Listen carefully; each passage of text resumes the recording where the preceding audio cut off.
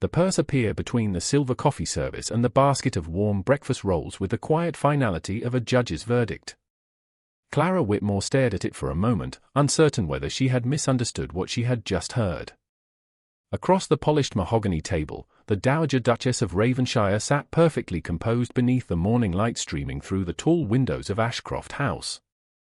Her lavender silk gown rustled softly as she lifted her teacup. Nothing in her elegant appearance suggested cruelty. Nothing in her refined manners hinted at the words she had spoken only seconds earlier. Yet Clara had heard them clearly. "Take it and disappear." The sentence still echoed in the silence between them. Outside, London's fashionable Mayfair district was slowly awakening beneath a pale spring sky. Carriages rattled along the streets. Footmen hurried across townhouses' front steps. Somewhere in the distance, church bells marked the hour. Inside the breakfast room, however, time seemed to have stopped. Clara lowered her gaze to the purse. It was crafted from dark green leather and secured with a gold clasp. It looked expensive enough to feed her household for months. Perhaps years. She did not reach for it. The Dowager Duchess observed her over the rim of her porcelain cup. "I expected surprise," she said pleasantly.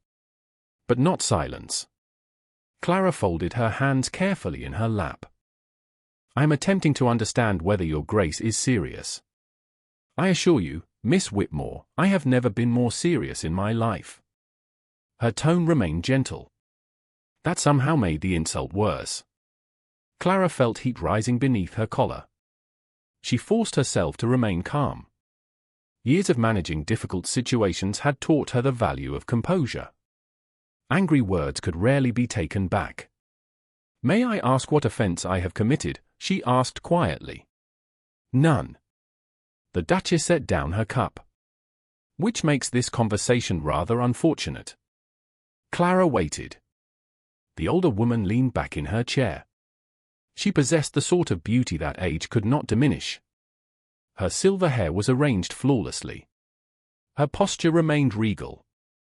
Even seated, she seemed to command the room. "You are respectable," the Duchess continued. "You are educated. Your reputation is entirely above reproach. By all accounts, you are a very decent young woman. Then I confess I am even more confused. The problem is not who you are." The Duchess's blue eyes sharpened slightly. "The problem is where you belong." Clara understood then. Not completely. But enough. A heaviness settled in her chest. "You believe I do not belong here." "I believe," said the Duchess carefully, "that my son occupies a position in society which comes with responsibilities. Expectations. Obligations." Clara looked away briefly toward the window. Beyond the glass stretched the manicured gardens of Ashcroft House. Roses had begun to bloom along the stone pathways. A gardener was trimming hedges near the fountain. The peaceful scene felt strangely distant. "And I am unsuitable for those responsibilities. You are the daughter of a country clergyman." The Duchess spoke without malice. "Your late father was undoubtedly a good man. But Nathaniel is the Duke of Raven-shire." Clara felt the familiar sting of class distinction. It was not new. She had encountered it before. Sometimes openly. More often disguised as concern. "I see." "Do you?" or the Duchess asked. "Because I am not certain you do." She gestured lightly toward the purse. "That contains enough money to secure a comfortable future. You may establish yourself anywhere in England.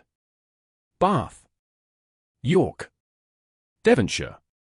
Wherever you please." Clara remained still. "And in exchange?" The Duchess met her gaze directly. "You will remove yourself from my son's life." For the first time, silence truly settled over the room. Clara had expected disapproval. She had expected resistance. She had even expected subtle attempts to discourage her acquaintance with Nathaniel Ashcroft. She had not expected to be offered payment to vanish. The absurdity of it might have been laughable under different circumstances. Instead, it hurt. More than she cared to admit. because Nathaniel himself had never treated her as though she were beneath him. Not once. Their first conversation had taken place nearly a year earlier during a charitable fundraiser in Westminster. While others had spoken over her or around her, he had listened. He had asked questions. He had remembered her answers. Small gestures, perhaps. Yet they had mattered. Since then, their paths had crossed often enough for gossip to take notice. Apparently gossip had reached the Dowager Duchess as well. Clara straightened slightly. "Does His Grace know about this meeting?" The older woman did not answer immediately. That answer was enough. "No," Clara said softly. "He does not. Nathaniel has many concerns." The Duchess's voice remained calm. "I prefer not to burden him unnecessarily. By handling matters yourself." "Precisely." Clara looked again at the purse. She wondered how much money rested inside. Hundreds of pounds. Perhaps thousands. More than she had ever possessed. The irony was difficult to ignore. Her family's financial situation had become increasingly fragile since her father's death 3 years earlier. The vicarage had been surrendered. Household expenses consumed nearly every penny she earned through tutoring and bookkeeping work. There were evenings when she carefully calculated whether coal could last another week. The Duchess could not have known every detail. Yet somehow she had recognized enough. The offer was designed to tempt. That realization wounded Clara more deeply than the purse itself. The Duchess believed she could be bought because circumstances suggested she might need to be. "You think I am desperate," Clara said. The older woman's expression softened slightly. "I think life has not been kind to you." "That is not the same thing." "No," the Duchess admitted. "It is not." Clara rose slowly from her chair. The movement caused the silk curtains to catch her reflection in the window. She appeared composed. Calm. Almost serene. Only her eyes betrayed the storm she was struggling to contain. "Your Grace," she said carefully, "I appreciate your honesty." "Then you understand." "I understand that you wish me gone." A flicker of surprise crossed the Duchess's face. Perhaps she had expected tears. Anger. Pleading. Clara offered none of those things. "You are taking this remarkably well." "I am attempting to behave with dignity. A rare quality. One that should not require payment." For the first time, the Duchess fell silent. Clara lowered her gaze briefly. "If there is nothing further, I should leave." "Miss Whitmore." Clara paused. "Take the purse." The words followed her like an instruction. Not a request. "You may discover that pride becomes expensive." Clara looked back. The Duchess's expression revealed nothing. Yet something about the older woman's certainty unsettled her.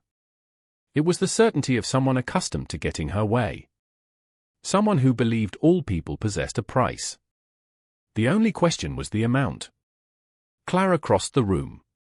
Her gloves rested beside her plate. She picked them up. Then, after a moment's hesitation, she reached for the purse as well. The Duchess nodded faintly. Victory seemed to relax her posture. A wise decision. Clara said nothing. She slipped the purse beneath her arm and departed. The footman opened the door for her without expression. The grand corridors of Ashcroft House stretched ahead, lined with portraits of generations long dead. Dukes. Duchesses. Statesmen. Military officers. Every face seemed to belong naturally within those walls. Clara suddenly felt very small among them. As she descended the sweeping staircase, she became aware of footsteps approaching from another corridor. Deep voices drifted through the entrance hall. She froze. Nathaniel Ashcroft appeared at the far end of the gallery, speaking with his estate steward. Tall and broad-shouldered, he moved with the effortless confidence of a man accustomed to responsibility. Morning sunlight caught the dark fabric of his coat. He looked up unexpectedly. Their eyes met across the distance. Clara's breath caught. His expression brightened immediately. "Miss Whitmore." He changed direction at once. "I did not know you were visiting." She tightened her grip on the purse. For one terrible moment, she feared he might ask questions she could not answer. "Your Grace." Nathaniel stopped before her. There was genuine warmth in his smile. "You are leaving already?" "I have matters requiring my attention." "A pity. I hoped you might remain for luncheon." Clara felt something twist painfully inside her. The contrast between his kindness and his mother's rejection was almost unbearable. Nathaniel seemed to notice something unusual in her expression. Concern flickered across his features. "Is everything all right?" The question was simple. Honest. Clara suspected the truth would devastate him. Or perhaps it would not. Perhaps he would quietly agree with his mother's judgment. She did not know which possibility frightened her more. "I am quite well," she said. "You do not look well." His voice lowered slightly. "Has something happened?" Clara forced a small smile. "Nothing of consequence." Nathaniel studied her for several seconds. He was observant. Far more observant than society often assumed. For an instant she worried he might continue pressing. Instead he stepped aside. "Very well. But should you require anything, you need only send word." The kindness nearly broke her composure. "Thank you, Your Grace." He bowed slightly. Clara continued toward the entrance. Moments later she emerged onto the front steps of Ashcroft House. Fresh spring air greeted her. A carriage waited at the curb. The coachman hurried forward. Clara climbed inside and settled onto the seat. Only when the carriage began moving did she allow herself to exhale fully. The purse rested beside her. Heavy. Silent. Unopened. As London drifted past the window, Clara stared at the gold clasp without touching it. She knew exactly what waited inside. Not merely money. A choice. Or perhaps a test. By the time the carriage reached her modest residence, one truth had become painfully clear. The Dowager Duchess believed this matter finished. Clara Whitmore was no longer certain it had even begun. By the time Clara Whitmore reached her narrow brick townhouse on a quiet street near Bloomsbury, the afternoon sunlight had already begun to fade behind a gathering veil of grey clouds. London possessed a curious talent for changing moods without warning. One moment the city glittered beneath golden light. The next, it seemed wrapped in shadows and uncertainty. Clara understood the feeling all too well. Mrs. Holloway opened the front door before Clara could reach for the bell. The elderly widow rented the lower floor and had become something between a landlady, companion, and surrogate aunt during the past 2 years. Her round face immediately brightened. "There you are, dear. I was beginning to wonder if the Duchess had decided to adopt you." Clara managed a faint smile. "I am afraid she had a rather different proposal." Mrs. Holloway frowned. "You look pale. It has been a long morning." The older woman stepped aside. "Come inside before the weather decides to punish the entire city." Clara entered the modest hallway. The familiar scent of tea leaves, old books, and burning coal greeted her. Normally it brought comfort. Today it only reminded her how fragile her circumstances truly were. She carried the purse upstairs to her small sitting room. The room was neat but simple. A faded rug covered part of the wooden floor. Shelves lined one wall, crowded with books inherited from her father. Near the window stood a writing desk whose surface bore careful signs of constant use. Every object had been repaired at least once. Every possession served a purpose. Clara set the purse on the desk. For several seconds she simply stared at it. Then she stepped back. She did not touch the clasp. She did not even sit down.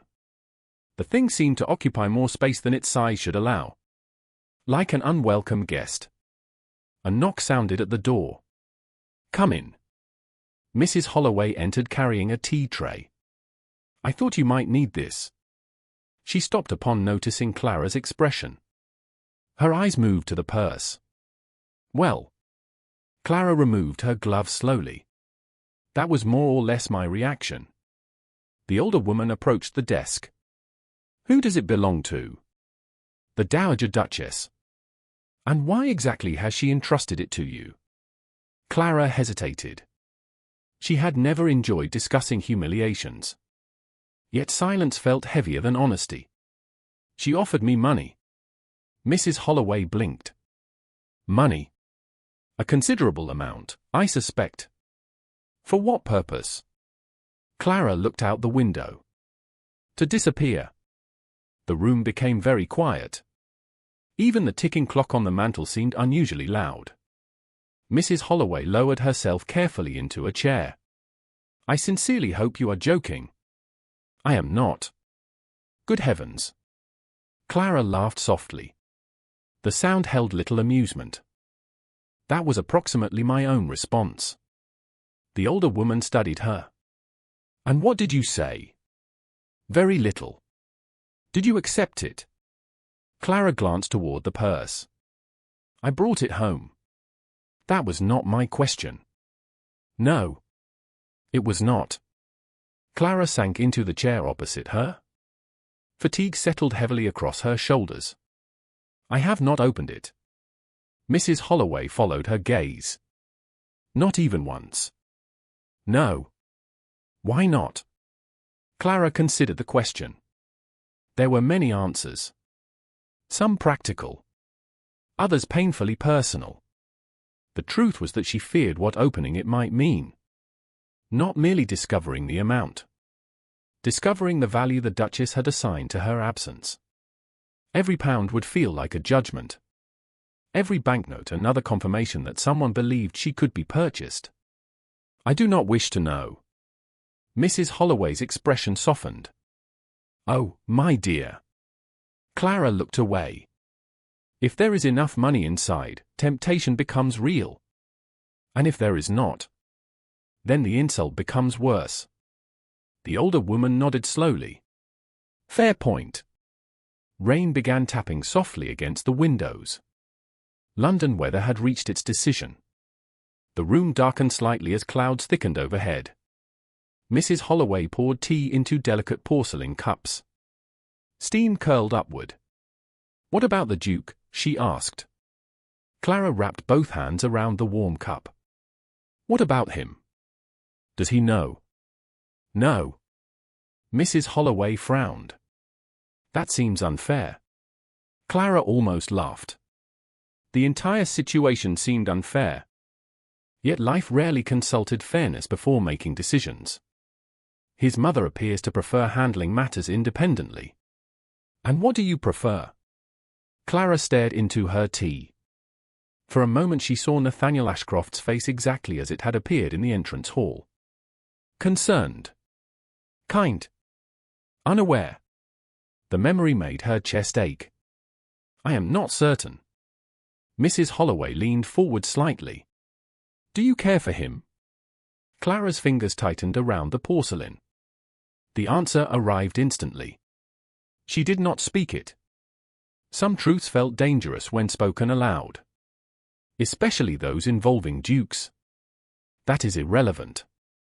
Which generally means yes. Clara smiled despite herself. Mrs. Holloway had always possessed an inconvenient talent for accuracy. The older woman continued gently. Then perhaps you should consider what you owe yourself. Meaning. Meaning there is a difference between preserving dignity and surrendering before the battle begins. Clara lowered her gaze. Wise words. Difficult words. The conversation drifted elsewhere after that. Yet the purse remained on the desk. Silent. Unopened. Waiting. Evening settled across London. Lamps appeared one by one beyond the windows. Carriage wheels splashed through rain-darkened streets. Somewhere nearby, a violin played faintly through an open window before vanishing into the weather. Clara attempted to occupy herself with bookkeeping work. Numbers usually provided comfort. They followed rules. They behaved predictably. Human hearts rarely offered the same courtesy. Tonight the figures blurred together. Her attention repeatedly returned to the purse. She wondered how much money lay inside. Enough to pay debts. Enough to secure a future. Enough to change everything. Or perhaps enough to destroy something more valuable. At 8:30, another knock sounded at the door. This time the visitor was Eleanor Finch, Clara's closest friend since childhood. Eleanor entered carrying an umbrella and an energy entirely unaffected by rain. Her auburn curls escaped their pins. Her cheeks glowed from the weather. "You look dreadful," she announced affectionately. "Thank you." "You are welcome." Eleanor removed her gloves and immediately noticed the purse. "What is that?" Clara closed her eyes briefly. Clearly the object had become impossible to ignore. 20 minutes later, after hearing the entire story, Eleanor stared at Clara as though she had personally announced plans to join a traveling circus. "You did what?" "I brought it home." And nothing." Eleanor pointed dramatically toward the desk. "You have not opened it." "No. Not even a little." "The clasp remains untouched." Eleanor rose from her chair and marched toward the purse. Clara sat upright immediately. "Do not." Eleanor stopped. "I merely wish to examine the villain of the story." "The purse is not the villain." "The Duchess certainly is." Clara shook her head. "It is more complicated than that." "Everything is always more complicated to you." Eleanor returned to her seat. "If someone offered me money to vanish, I should at least determine how much I was apparently worth." Clara laughed despite herself. The sound felt unexpectedly good. "You are impossible." "I am practical." Eleanor's expression softened. "Clara, you are struggling to pay bills. You count every lump of coal. You mend dresses until they practically become new garments. At least look." Clara followed her gaze toward the desk. The temptation was stronger now. Strong enough to make her uncomfortable. She imagined opening the clasp. Imagined seeing stacks of banknotes. Imagined the relief such money could provide. Then she imagined accepting it. Imagined leaving London without explanation. Imagined never seeing Nathaniel again. The relief vanished. "No," she said quietly. Eleanor studied her face. Whatever she saw there made her stop arguing. "You truly care for him." Clara remained silent. That was answer enough. The clock struck 10. Rain continued falling outside. Eventually Eleanor departed. Mrs. Holloway retired for the evening. The house grew still. Alone at last, Clara stood before the desk once more. Moonlight filtered weakly through rain-streaked glass. The purse rested exactly where she had left it. Untouched. Unopened. She reached toward it. Her fingers hovered inches above the leather. Then she withdrew her hand. Not tonight. Perhaps not ever. She crossed to the window and looked out at the sleeping city. Somewhere beyond countless rooftops stood Ashcroft House. Somewhere beneath that same sky lived a man who remained entirely unaware of the choice his mother had attempted to make on his behalf. Clara closed her eyes briefly. A realization settled over her with sudden clarity. The Duchess had asked her to disappear. She had not asked what Clara wanted. Perhaps that was the mistake. When dawn arrived the following morning, Clara was already awake. Pale sunlight touched the rooftops outside. The purse remained unopened. She dressed carefully. Chose her best blue walking dress. Arranged her hair with deliberate precision. Then she picked up the purse for the first time since returning home. Its weight surprised her. Not because of the money inside. Because of the decision it now carried. Mrs. Holloway appeared in the hallway as Clara descended the stairs. "Going somewhere?" Clara nodded. "Yes." "May I ask where?" Clara looked toward the front door. Toward the city beyond it. toward the answer that had become unavoidable during the night. I am returning something that does not belong to me. Then, before doubt could interfere, she stepped outside and turned toward Mayfair. The footman at Ashcroft House looked surprised to see Clara Whitmore standing on the front step so early in the morning. The surprise vanished quickly behind professional discipline. Years of service had taught him not to display curiosity where aristocratic households were concerned. Even so, his eyes briefly dropped to the purse in her hand before returning to her face. "Good morning, Miss Whitmore." "Good morning." Clara offered a polite smile. "I would be grateful if Her Grace might spare a few moments." The footman hesitated. "The Dowager Duchess is currently taking breakfast." "Then I shall wait." Something in her tone must have conveyed determination. He stepped aside. "Very good, Miss Whitmore." Clara entered the house. The familiar grandeur felt different today. Less intimidating. Not because Ashcroft House had changed. Because she had spent most of the previous night deciding exactly who she wished to be. The answer had brought an unexpected sense of peace. A maid guided her into a small morning room overlooking the eastern gardens.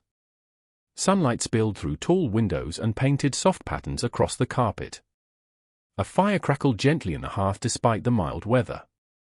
Clara sat quietly and rested the purse on her lap.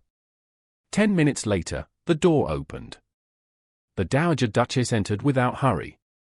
Her elegant lavender gown had been replaced by pale blue silk. Pearls gleamed at her throat. She looked entirely composed. Entirely confident. Then she noticed the purse. Her expression changed almost imperceptibly. "Miss Whitmore." Clara rose. "Your Grace." The older woman dismissed the maid with a brief nod. The door closed behind them. Silence settled across the room. The Duchess glanced at the purse once more. "I did not expect to see you again so soon." "Nor did I." Clara's honesty seemed to amuse her slightly. "Then why are you here?" Clara stepped forward. Without speaking, she placed the purse upon a small breakfast table positioned between them. The sound was quiet. Yet somehow it seemed louder than any argument. The Duchess stared at it. "What is this?" "Your property. I gave it to you." "No." Clara met her gaze calmly. "You offered it to me." For the first time, genuine surprise appeared on the older woman's face. The Duchess moved closer to the table. Her eyes remained fixed on the purse. "You have changed your mind." "I never made a decision." "Then perhaps now is the moment." Clara shook her head. "I believe I already have." The Duchess's expression cooled. "You did not even look inside." "No." "You have no idea what amount was offered." "That is correct." "Most people would be curious." Clara smiled faintly. "That is precisely why I chose not to open it." The Duchess folded her hands before her. "Explain." Clara glanced toward the windows. Morning sunlight illuminated the gardens beyond. Somewhere outside, birds sang among blooming roses. The peaceful scene strengthened her resolve. If the amount was small, I would feel insulted. She looked back at the Duchess. If the amount was large, I might feel tempted. The older woman remained silent. Clara continued. "I preferred not to discover which would be worse." Something flickered in the Duchess's eyes. Respect, perhaps. Or irritation. Clara could not tell. "You are unusual," the Duchess said at last. "I have been called many things. Unusual is among the kinder descriptions." A faint smile threatened the corners of the older woman's mouth before disappearing. "You understand that returning this changes nothing." Clara had expected those words. "Perhaps not. Nathaniel's position remains unchanged." "I know." "Society remains unchanged." "Yes." "The obstacles remain." Clara nodded. "I am aware." The Duchess studied her carefully. "Then what exactly have you accomplished?" Clara looked down at the purse resting between them. Nothing dramatic. Her voice remained gentle. I merely wish to ensure that if your son decides he no longer wishes my company, the decision belongs to him. The words lingered in the room. The Duchess did not respond immediately. For several seconds, neither woman moved. Finally, the older woman spoke. You believe Nathaniel would object to my intervention? Clara chose her answer carefully. I believe he deserves the truth. A shadow crossed the Duchess's expression. It vanished almost instantly. Yet Clara noticed it. The truth is often inconvenient, the older woman replied. That does not make it less valuable. Silence followed. A long silence. Clara sensed that something important was happening beneath the surface of the conversation. Not agreement. Certainly not approval. Yet the dynamic between them had shifted. Yesterday the Duchess had spoken to someone she believed desperate. Today she faced someone who had quietly refused to behave according to expectations. That difference mattered. The Duchess finally approached the table. She picked up the purse. Her fingers rested briefly on the gold clasp. You truly never opened it? No. Not once. No. Even after taking it home? No. The older woman's gaze sharpened. You must realize how few people would have made the same choice. Clara laughed softly. Your Grace, I suspect most people are wiser than I am. No. The answer came immediately. Most people are more practical. Clara was not entirely certain that was a compliment.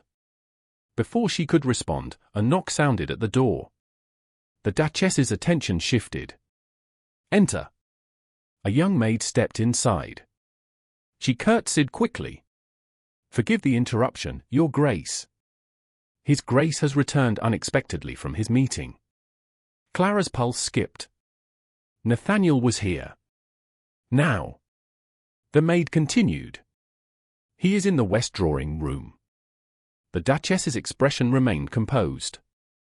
Thank you. That will be all. The maid departed. Clara instinctively stepped back.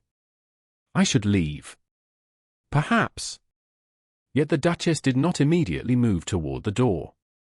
Instead she looked at Clara with renewed concentration. As though seeing her for the first time. Tell me something, Miss Whitmore. If I can. What would you have done if the purse contained enough money to solve every problem in your life? The question caught Clara off guard. She considered it honestly. I do not know. The Duchess raised an eyebrow. A surprisingly candid answer. It is the only truthful one. Clara looked at the purse. I am not immune to temptation. That is why I never opened it. The older woman held her gaze. Several emotions passed briefly through her expression. Thoughtfulness. Doubt. Curiosity. Then the familiar mask returned. You should go. Clara inclined her head. Thank you for seeing me. Miss Whitmore. Clara paused. Yes? The Duchess glanced toward the purse in her hand. I do not apologize. Clara smiled gently. I did not expect you to. Something almost resembling amusement crossed the older woman's face. No. I suppose you did not. Clara turned and walked toward the door.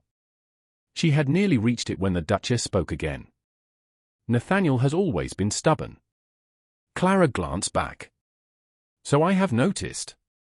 He rarely abandons an idea once it takes hold. That sounds difficult for everyone involved. The older woman looked away first. Indeed. Clara left the room. Her heart felt unexpectedly lighter as she made her way through the corridors of Ashcroft House. She had not changed the Duchess's mind. At least not completely. Yet something significant had happened. For the first time since this unpleasant situation began, she no longer felt powerless. A footman appeared at the end of the hallway. Miss Whitmore. Yes? His Grace requested that you be shown to the west drawing room if you were still in the house. Clara stopped walking. Her breath caught. He did. Yes, miss. The footman smiled politely. His Grace seemed quite pleased to learn of your visit. For one dangerous moment, hope stirred inside her. Then caution quickly followed. She remembered the previous day. She remembered the purse. She remembered the woman standing only 2 rooms away. Hope was a beautiful thing. It could also be reckless. Please inform His Grace that I regret I cannot stay. The footman blinked. Miss? Clara offered a courteous smile. I have business elsewhere this morning. The servant clearly found the explanation confusing. Nevertheless, he bowed. Very good, miss. Clara continued toward the entrance hall. Minutes later she stepped outside into the bright London morning. The air felt fresh after the previous day's rain. Carriages moved along the street. Shopkeepers opened their doors. Life continued. Yet behind her, unseen through the windows of Ashcroft House, several conversations were already beginning. Conversations she knew nothing about. In the west drawing room, Nathaniel Ashcroft listened with visible confusion as the footman delivered Clara's message. She left? Yes, Your Grace. Nathaniel frowned. Without seeing me? It would appear so. The Duke crossed toward the window overlooking the front gardens. Just in time to glimpse Clara stepping into a hired carriage. Something about the sight troubled him. During the past year, she had never avoided him. Never. Nathaniel watched as the carriage disappeared into the morning traffic. A feeling he could not quite identify settled in his chest. It was not anger. Not disappointment. Concern.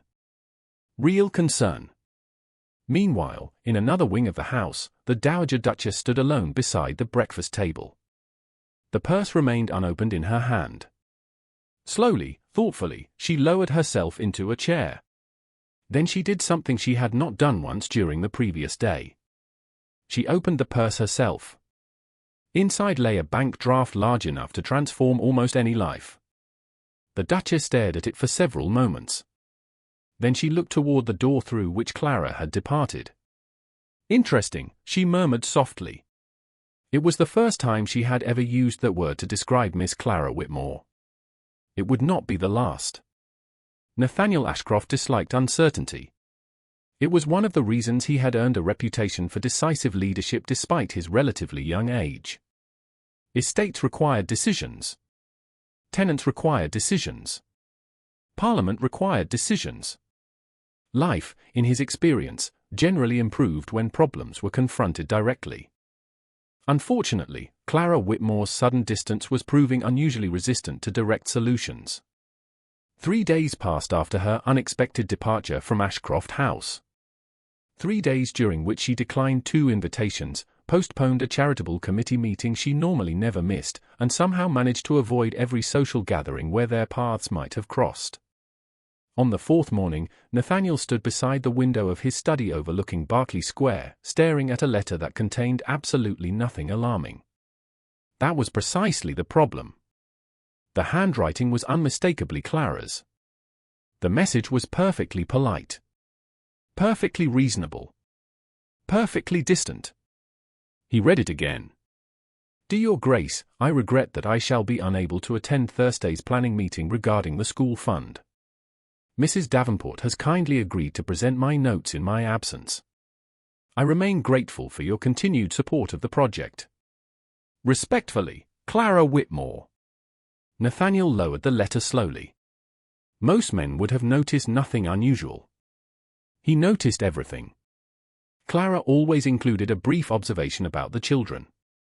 Or a suggestion for future improvements. Or some dry remark hidden beneath proper etiquette. This letter contained none of those things. It felt carefully written. Deliberately written. Like correspondence addressed to a distant acquaintance rather than someone she had worked beside for nearly a year. A knock interrupted his thoughts. Enter. His steward, Mr. Aldridge, stepped inside carrying several ledgers. "The Yorkshire reports, Your Grace." Nathaniel accepted them automatically. "Thank you." The older man hesitated. "Something troubling you, sir?" Nathaniel glanced up. Mr. Aldridge had served the Raven-shire family for nearly 30 years. He possessed the rare ability to recognize problems before most people realized they existed. "Perhaps estate matters?" "No." Mr. Aldridge looked relieved. "Then I assume the matter is personal." Nathaniel laughed softly. "Is it that obvious?" "Only to those who have known you since childhood." Nathaniel set the letter aside. "Tell me something. Have you ever known Miss Whitmore to avoid responsibilities?" "Never." "Or avoid difficult conversations?" "Certainly not." Nathaniel leaned back in his chair. "Then why has she spent the last 4 days avoiding me?" Mr. Aldridge considered the question seriously. "Perhaps she is not avoiding you." "That possibility occurred to me." "And?" Nathaniel picked up the letter again. "I do not believe it." The steward studied him for a moment. "Have you asked her directly?" Nathaniel sighed. "That would require actually finding her." Mr. Aldridge wisely chose not to smile.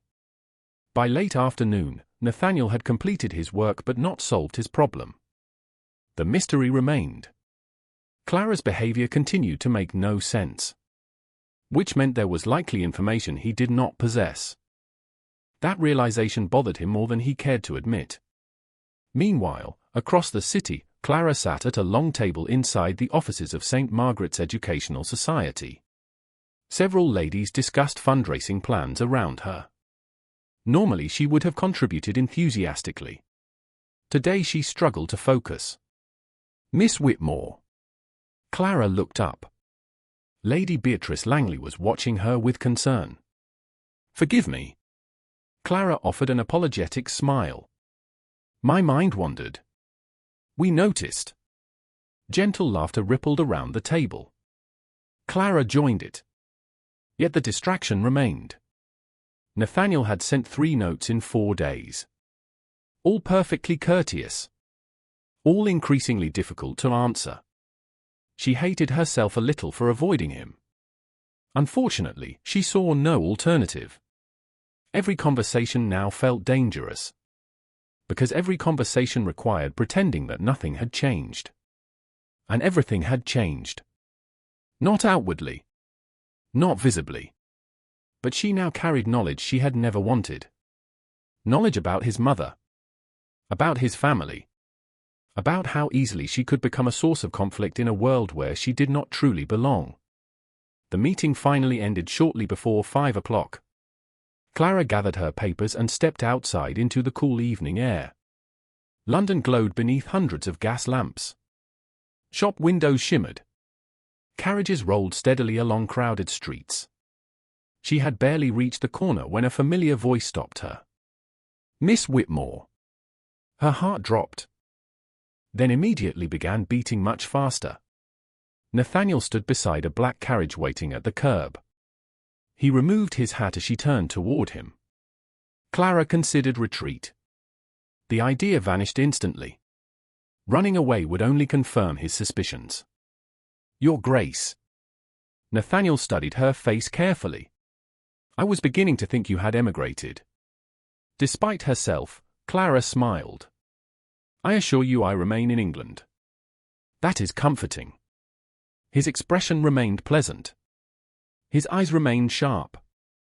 "May we walk?" Clara hesitated. For a few minutes. They began moving slowly along the pavement. Evening crowds flowed around them. For a short time neither spoke. Nathaniel seemed content to let silence do the work. Unfortunately, silence had never been Clara's strongest defense. "You look well," she said finally. "You look tired." Clara laughed softly. That was not a particularly graceful response. "I was never known for elegance." "You are a duke." "A title does not improve honesty." The answer sounded exactly like him, which somehow made everything worse. Nathaniel glanced toward her. "You have been avoiding me." There it was. Direct. Uncomplicated. Impossible to misunderstand. Clara focused on the row of shops ahead. "I have been busy." That is not the same thing. No. Then perhaps you would prefer another explanation. She stopped walking. Nathaniel stopped beside her. Gaslight illuminated his features. Concern had replaced amusement. Genuine concern. "Have I done something?" he asked quietly. Clara's chest tightened painfully. The unfairness of the question nearly overwhelmed her. No. He had done nothing. That was the problem. Of course not. Then what has changed? Clara searched desperately for an answer she could safely give. None appeared. Because the truth belonged to his mother as much as herself. Revealing it felt wrong. Concealing it felt worse. Some matters are complicated. Nathaniel frowned slightly. That is not an answer. It is the best one I have. He watched her for several seconds. Very well. The calm response surprised her. You are not going to argue. I suspect arguing would accomplish very little. Clara looked away. Relief mixed uncomfortably with disappointment. Part of her had hoped he might insist. Which was absurd. He continued walking. After a moment she followed. I dislike mysteries, he admitted. Most people enjoy them. Most people are not responsible for 4 counties. Clara laughed despite herself. Nathaniel smiled faintly. The expression transformed his face. Too often society described him as intimidating. Clara had always thought those people failed to notice the warmth hidden beneath his reserve. That warmth was precisely why this situation hurt so much. Whatever is troubling you, he said quietly, you do not have to face it alone. Clara nearly stumbled. The words were simple. Honest. Dangerous. She forced herself to maintain composure. Thank you. That was not agreement. No. It sounded suspiciously like dismissal. Your Grace. Clara stopped again. This time her voice softened. Please do not make this more difficult. Nathaniel's expression changed immediately. Concern deepened into something more serious. Difficult for whom? Clara had no answer. None she could safely offer. The silence that followed told him far more than words could have. For the first time since this conversation began, uncertainty entered his eyes. Real uncertainty. Clara. Hearing her given name almost broke her resolve. He rarely used it. Only when something genuinely mattered. Please, she whispered. Nathaniel fell silent. The city continued moving around them. Carriages rattled past. Pedestrians hurried through the evening. Somewhere nearby, a street musician played a violin. Life continued as though nothing important was happening. Yet everything important seemed suspended between them. Finally Nathaniel inclined his head. Very well. Clara swallowed hard. Thank you. I am not giving up. The statement arrived so calmly that she almost missed its significance. Nathaniel offered a faint smile. I am merely postponing the conversation. Before Clara could respond, a carriage pulled to the curb beside them. Lady Charlotte Pembroke leaned from the window. Your Grace. Miss Whitmore. What a delightful surprise. Clara silently thanked Providence for the interruption. Social obligations quickly followed. Polite conversation replaced dangerous honesty. Within minutes, the moment was gone. Yet as Clara climbed into her own carriage shortly afterward, she could not stop thinking about Nathaniel's final words. I am not giving up. Across London, Nathaniel returned to Ashcroft House more troubled than before. The encounter had answered one question. Clara was definitely avoiding him. Unfortunately, it had raised several others. Why? What had happened? And why did she look as though she were carrying a burden she could not share? He entered the library shortly after 9 o'clock. The Dowager Duchess sat beside the fire reading correspondence. She glanced up as he entered. "You appear thoughtful." Nathaniel poured himself a glass of water. "I spoke with Miss Whitmore this evening." Something flickered briefly across his mother's expression. It vanished almost instantly. "Did you?" "Yes." The Duchess returned her attention to the letter in her hand. "How pleasant." Nathaniel watched her carefully. For reasons he could not explain, an odd feeling settled over him. The sensation that two separate mysteries might somehow be connected. He had no evidence. No facts. Only instinct. Yet instinct had rarely failed him. The Duchess turned a page. Perfectly composed. Perfectly elegant. "Is something wrong?" she asked. Nathaniel looked at the fire for a long moment. Then he answered with complete honesty. "I believe something is." What he did not realize was that somewhere inside the same house, another person already knew exactly when everything had begun to change. And that person had been present when the first secret was created. Rumors rarely arrived with an introduction. They drifted through drawing rooms, traveled across ballroom floors, and settled into conversations like dust no one noticed until sunlight exposed it. Clara Whitmore first became aware of the whispers 6 days after her evening walk with Nathaniel. It happened during a charity planning luncheon hosted by Lady Beatrice Langley. The gathering itself appeared perfectly ordinary. Crystal glasses sparkled beneath afternoon sunlight. Ladies discussed fundraising goals, orphan schools, and upcoming social events.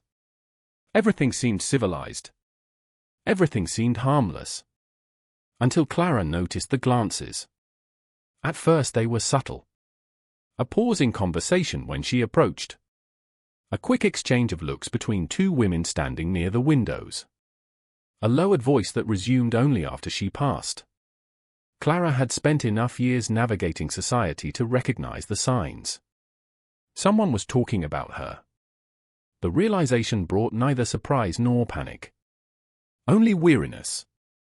By the time dessert was served, the whispers had become impossible to ignore. She was standing beside the tea table when two younger ladies entered the room, unaware that she could hear them from behind a floral screen. "Are you certain?" one asked. "That is what Lady Marston told my mother." "How dreadful." Apparently the Duke has become rather distracted. Over a clergyman's daughter. "So they say." Clara froze. Her fingers tightened slightly around her teacup. The conversation continued. Surely the Dowager Duchess will never permit it. Of course she will not. Soft laughter followed. Imagine the scandal. The voices moved away. Clara remained still. The words themselves were not particularly cruel. Society had delivered far worse judgments. Yet hearing her life reduced to gossip felt strangely painful. Not because of what they believed. Because of how little they knew. She quietly returned her cup to the table. Across the room, Lady Beatrice noticed her expression immediately. "My dear." Clara forced a smile. "Forgive me. I believe I need some fresh air." Fortunately, Lady Beatrice possessed excellent instincts. She did not ask questions. 20 minutes later, Clara was walking through Hyde Park beneath a sky streaked with pale afternoon clouds. The cool air helped. So did the distance from curious eyes. Unfortunately, neither solved the problem. Because the rumors were not entirely wrong. Nathaniel had paid attention to her. People had noticed. And now society was doing what society did best. Building stories around incomplete facts. Clara stopped beside a quiet path lined with elm trees. Children played in the distance. A nursemaid pushed a pram across the grass. The peaceful scene should have been comforting. Instead she felt an unfamiliar ache beneath her ribs. Not anger. Embarrassment. For the first time, she wondered whether remaining in Nathaniel's life might genuinely damage him. The thought lingered throughout the evening. It lingered the following day as well. Then matters became worse. 2 mornings later, an engraved invitation arrived at her townhouse. The annual Raven-shire Spring Gala, hosted jointly by the Duke and Dowager Duchess of Raven-shire. One of the most anticipated social events of the season. Clara stared at the invitation for a long time. Mrs. Holloway watched from across the breakfast table. "You are not planning to attend?" Clara looked up. "Why does everyone seem to know my thoughts before I do?" "Because your face is remarkably honest." Clara sighed. "I am considering declining." Mrs. Holloway took another sip of tea. "Because of the gossip?" "Partly." "And the Duke?" Clara looked away. Which answered the question. The older woman nodded slowly. "Then I believe you should attend." "That seems counterintuitive." "Running away usually is." Clara laughed despite herself. Yet uncertainty remained. By evening she still had not decided. The decision was ultimately made for her the following afternoon. A second note arrived. This one written in Nathaniel's unmistakable hand. "I sincerely hope you will honor us with your presence. The Educational Trust wishes to announce its summer expansion during the gala, and no one has contributed more to that effort than you. If you refuse, I shall be forced to deliver the speech myself, which would almost certainly be a disaster." Clara smiled before she could stop herself. The man had somehow transformed a formal invitation into a personal request. It was unfair. Completely unfair. She accepted. The evening of the gala arrived beneath clear skies and warm spring air. Ashcroft House blazed with light. Carriages lined the street. Music drifted from open windows. London's elite filled the grand ballroom in a dazzling display of silk, jewels, military decorations, and aristocratic confidence. Clara nearly turned around twice before entering. Yet by the time she crossed the threshold, her composure had returned. Her gown was elegant but modest. Deep blue silk with simple silver embroidery. Nothing extravagant. Nothing designed to attract attention. Unfortunately, attention found her anyway. She felt it almost immediately. Conversations paused. Eyes followed her movements. Smiles appeared. Some kind. Others less so. Clara maintained her dignity and continued forward.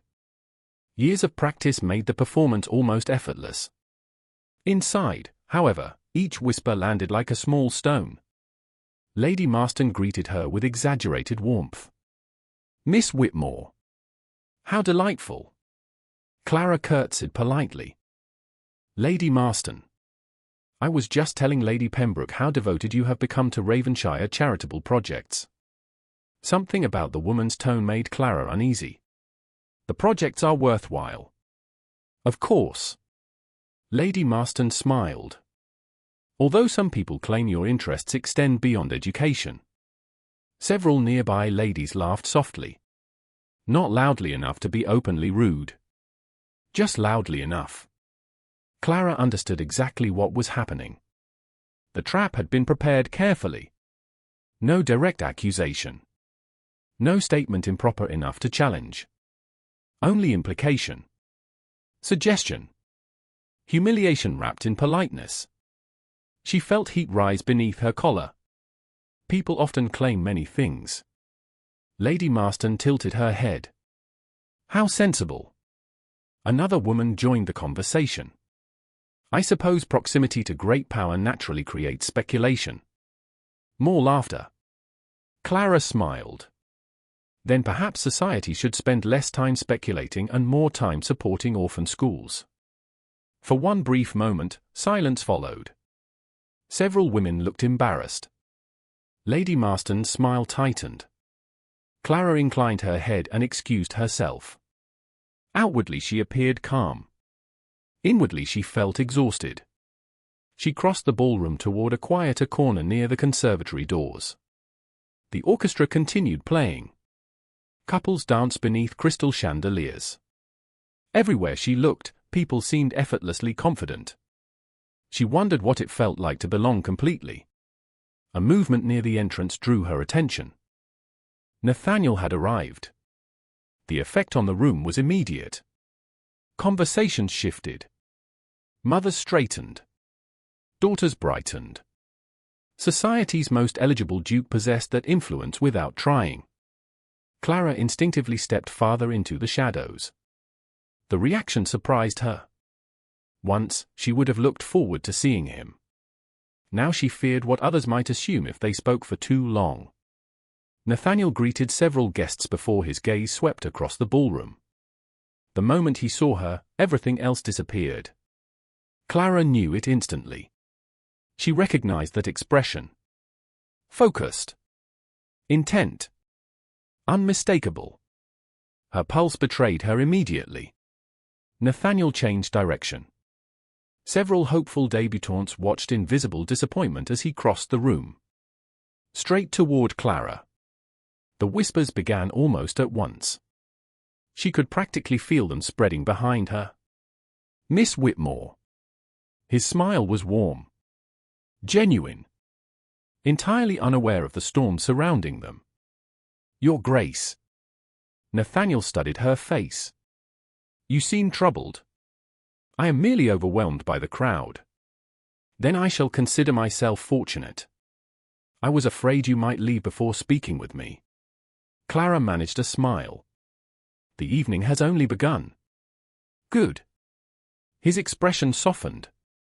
I am glad you came. The simple words should not have mattered. Yet they did. More than they should have. Unfortunately, they also accomplished exactly what society had hoped. Clara noticed several guests openly watching now. Including Lady Marston. Including the Dowager Duchess herself. Standing across the ballroom. Watching everything. Nathaniel followed her gaze. Something wrong. Clara hesitated. Then she made a decision. No. It was a lie. A small one. But a necessary one. Nathaniel looked unconvinced. Before he could press further, a footman approached. Your Grace. The trustees have arrived. Nathaniel sighed softly. Duty calls. Clara smiled. England would collapse without you. Only certain portions. His eyes lingered on hers for a moment. Do not disappear. The words carried no deeper meaning. At least he did not intend them to. Yet Clara felt them like a physical ache. She watched him walk away. Across the ballroom, the Dowager Duchess observed the entire exchange in silence. Nearby stood Lady Marston. Your son seems remarkably attentive this evening. The older woman kept her expression neutral. Nathaniel has always valued charitable work. Lady Marston smiled knowingly. Naturally. The Dowager Duchess did not respond. Yet as her gaze returned to Clara, concern stirred beneath her composed exterior. Not because society was talking. Society always talked. No. What troubled her was something far more dangerous. For the first time, she was beginning to suspect that her son might not simply be interested in Clara Whitmore. He might actually care for her. And that possibility threatened to change everything. The applause following the Educational Trust announcement lasted nearly a full minute. Nathaniel stood at the front of the ballroom beside the trustees, acknowledging the crowd with practiced grace.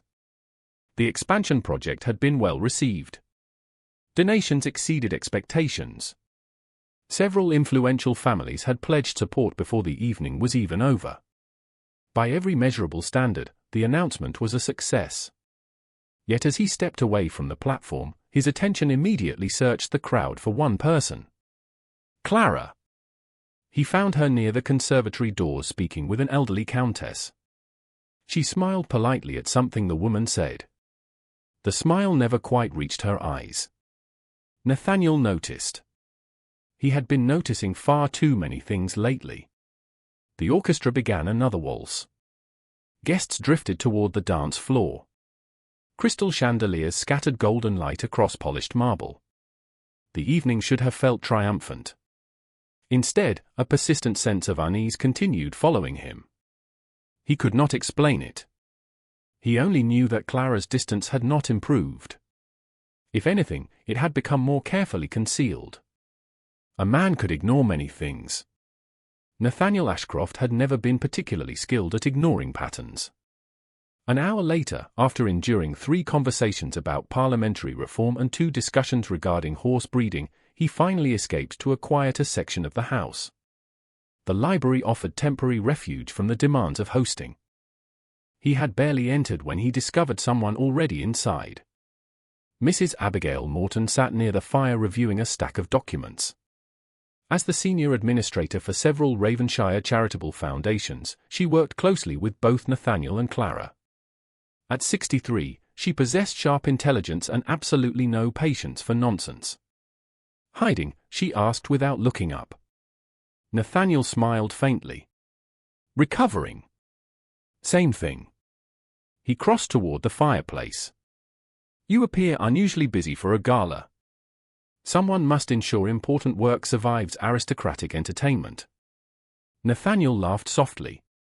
The older woman finally glanced up. Her expression changed slightly. You look troubled. Apparently everyone has reached that conclusion. Perhaps because it is true. Nathaniel leaned against the mantel. May I ask you a question? You may ask. Whether I answer remains uncertain. Fair enough. He hesitated briefly. Has Miss Whitmore seemed different to you recently? Mrs. Morton lowered her papers. For several seconds she simply watched him. That depends. Nathaniel frowned. On what? On whether you are asking as chairman of the Educational Trust or as a man. The directness caught him off guard. Mrs. Morton seemed pleased by his discomfort. I see. Do you? She asked. Because most men require considerably longer. Nathaniel shook his head. I am asking because something has changed. Yes. The answer arrived immediately. It has. His attention sharpened. You noticed? Of course. Mrs. Morton set aside the documents entirely. Miss Whitmore has become more cautious. More reserved. Why? The older woman sighed. If I knew the answer, I suspect you would not be asking the question. Nathaniel stared into the fire. Frustration stirred beneath his calm exterior. She avoids every personal topic. That sounds deliberate. Exactly. Mrs. Morton studied him carefully. Have you considered that someone may have given her a reason? The question lingered in the room. Nathaniel looked up slowly. What do you mean? Nothing specific. Yet something about her tone suggested otherwise. Only that intelligent women rarely change behavior without cause. Before Nathaniel could continue, voices approached from the hallway. Moments later several trustees entered the library. The conversation ended. Unfortunately, the question remained. Someone may have given her a reason. The idea refused to leave him. Across the ballroom, Clara stood beside Lady Beatrice while attempting to focus on a discussion regarding hospital funding. It was not going particularly well. She kept feeling watched. Not by the guests. By the Dowager Duchess. 3 separate times she had glanced across the room and discovered the older woman observing her. Not openly. Not rudely. Simply watching. The attention felt almost more unsettling than open hostility. Earlier encounters at least possessed clarity. This new uncertainty did not. My dear. Lady Beatrice gently touched her arm. You have not heard a word I said. Clara blinked. Forgive me. You are forgiven. The older woman smiled kindly. Although I suspect your thoughts are elsewhere. Clara laughed softly. That has become a recurring problem. Then perhaps you should solve it. Easier said than done. Clara excused herself shortly afterward and stepped into the conservatory.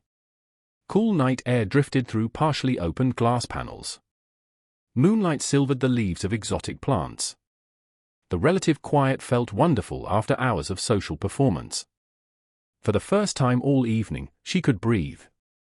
There you are. Clara closed her eyes briefly. Nathaniel. Of course. She turned. He stood near the entrance, hands clasped behind his back. The soft conservatory lighting cast gentle shadows across his features. He looked tired. Determined.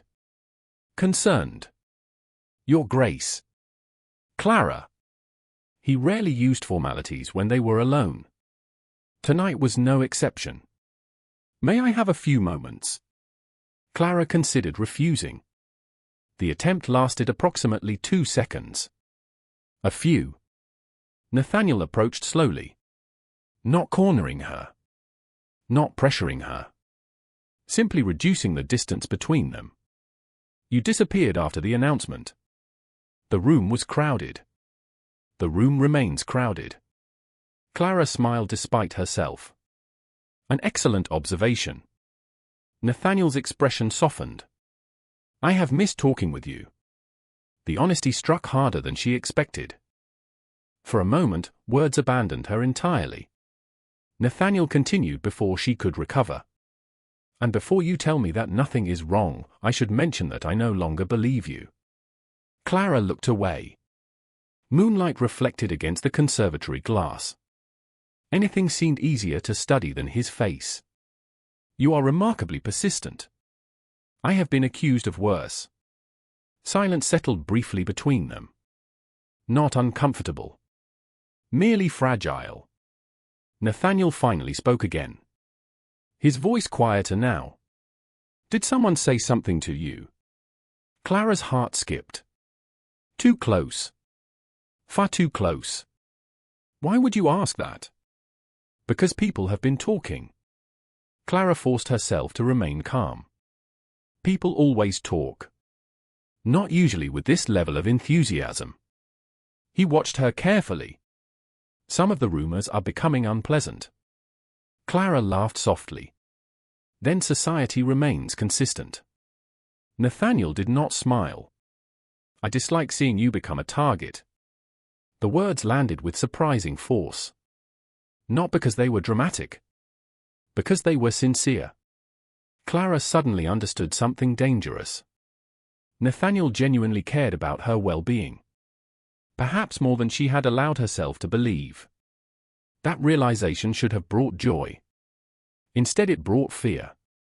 Because the more he cared, the more damage this situation could cause. I can manage gossip, she said quietly. I know. Nathaniel took another step closer. The problem is that you should not have to manage it alone. Clara looked up. Their eyes met. The world seemed strangely distant for a moment. Music drifted faintly from the ballroom. Guests laughed somewhere beyond the glass doors. None of it felt real. Only this conversation. Only this man standing before her. Nathaniel. His name escaped before she could stop it. Something changed immediately. A warmth entered his expression that made her chest ache. There you are, he said softly. I was beginning to think you had forgotten my name. Clara laughed despite herself. The sound felt dangerously close to happiness. Nathaniel smiled. Then, just as quickly, concern returned. Tell me the truth. Clara's breath caught. About what? Whatever happened. Silence. Heavy silence. The answer stood between them like a wall neither could cross. Because the truth belonged to more than one person. Because exposing it would create consequences she was not prepared to unleash. Most of all, because she feared what it might do to him. I cannot. The words emerged barely above a whisper.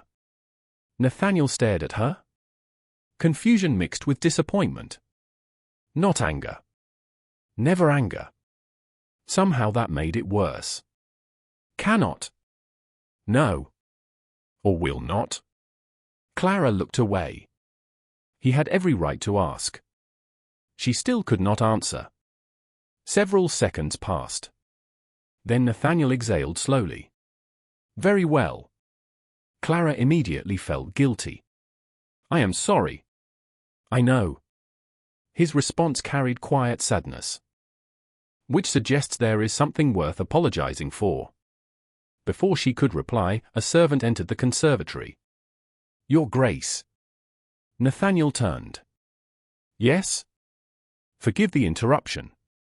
Your mother requests a word regarding the guests from Sussex. The timing felt suspiciously convenient. Clara doubted she was the only one who noticed. Nathaniel seemed equally unimpressed. Nevertheless, duty remained duty. I shall come shortly. The servant bowed and withdrew. Nathaniel looked back at Clara. For a moment neither spoke. Then he surprised her completely. I trust you. Clara blinked. What? I trust you. His gaze never left hers. Whatever this is, I do not believe it began with anything you have done. Emotion tightened unexpectedly in her throat. She could not remember the last time someone had offered such confidence without demanding explanation. Nathaniel smiled faintly. The mystery remains irritating. Clara laughed through the sudden sting behind her eyes. That sounds more like you. Good. He inclined his head. I should go rescue Sussex. Clara watched him leave. Long after he disappeared beyond the conservatory doors, she remained standing beneath the moonlit glass ceiling. His words echoed in her thoughts. I trust you. Meanwhile, on the opposite side of the house, another conversation was unfolding. The Dowager Duchess stood near a marble column speaking quietly with her longtime lady's maid, Mrs. Finch. The older servant had worked for the family for nearly 25 years. Loyalty defined her? So did discretion. Yet tonight she appeared troubled. Your Grace. The maid hesitated. May I speak freely? The Duchess glanced toward her. You may. Mrs. Finch lowered her voice. I believe this has gone far enough. The words landed like a stone dropped into still water. The Duchess remained perfectly still. Explain. Miss Whitmore. The maid clasped her hands tightly. She has done nothing wrong. Silence followed. Long enough for discomfort to grow. Finally the Duchess looked toward the ballroom where Clara could just be seen through the distant conservatory glass. No, she said quietly. That is precisely the problem. Yet even as she spoke the words, a small part of her was beginning to wonder whether she had made a mistake she could no longer control. The gala ended shortly after midnight, yet the consequences of the evening lingered long after the last carriage departed from Ashcroft House. For Clara, the following days brought an uneasy calm. Society remained fascinated. The whispers continued. Yet something had shifted. The rumors no longer felt entirely playful. They had become more deliberate. More targeted. As though someone wanted them to grow. Clara recognized the difference immediately.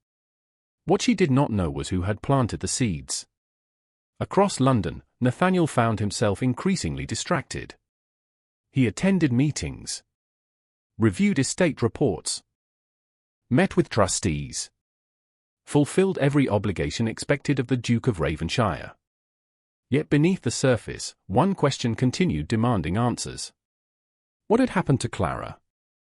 He trusted her. That much remained certain. But trust did not eliminate curiosity. If anything, it intensified it. 3 days after the gala, Nathaniel arrived unexpectedly at the administrative offices of the Educational Trust. The visit was unplanned. He had intended only to review expansion budgets before returning to Parliament. Instead, he walked directly into the first real crack in the mystery. Mrs. Morton looked genuinely surprised to see him. Your Grace. Nathaniel smiled. I promise this is not an inspection. That is unfortunate. The ledgers are behaving exceptionally well today. He laughed softly. A missed opportunity, then. She gestured toward a chair. What brings you here? Nathaniel accepted the seat. A question. Mrs. Morton sighed dramatically. Those are becoming dangerous. Only the interesting ones. The older woman folded her hands. Very well. Nathaniel hesitated briefly. When did Clara begin volunteering with the trust? 3 years ago. And before that? She tutored girls whose families could not afford formal education. Nathaniel nodded. He already knew most of that. What kind of work does she do when she is not saving every charitable institution in London? Mrs. Morton smiled faintly. An impressive variety. Such as bookkeeping, translation, correspondence, educational planning. Nathaniel frowned slightly. She never mentioned any of that. Miss Whitmore rarely discusses herself. That observation felt painfully accurate. Mrs. Morton continued. Last winter she spent 6 months organizing scholarship records after another administrator became ill. Nathaniel looked surprised. I do not remember hearing about that. Because she specifically requested anonymity. Why? Mrs. Morton raised an eyebrow. Not everyone performs kindness for applause. The answer stung more than it should have. Nathaniel suddenly realized how little he actually knew about the practical realities of Clara's life. Not because she hid them. Because she never considered them important enough to mention. His attention shifted toward a stack of correspondence on the desk. Several documents bore Clara's handwriting. Precise. Elegant. Familiar. She does all this while supporting herself. Mrs. Morton nodded. Quite successfully. Then her expression softened. Although not easily. Nathaniel looked up. Meaning? The older woman seemed to reconsider her words. Nothing inappropriate. Mrs. Morton. She sighed. Your Grace, Miss Whitmore has spent years solving problems quietly. Financial problems. Administrative problems. Family problems. Whenever difficulties arise, she simply handles them. Nathaniel stared at the papers. Something uncomfortable settled inside him. Because he suddenly understood how often he had assumed Clara would always be fine. Not because life treated her kindly. Because she never complained when it did not. You admire her. Mrs. Morton laughed. So do you. Nathaniel did not deny it. The older woman studied him carefully. Then she made a decision. There is something else. His attention sharpened instantly. What? 2 years ago, one of our scholarship funds nearly collapsed. Nathaniel frowned. I do not remember hearing about that. You were in Yorkshire dealing with the flood damage. Mrs. Morton paused. Miss Whitmore covered the deficit. Silence filled the office. Nathaniel blinked. Covered it how? With her inheritance. The words landed heavily. Inheritance. Mrs. Morton nodded. A modest sum left by her father. Nathaniel stared at her. She gave away her inheritance. Most of it. Why? The older woman's answer arrived without hesitation.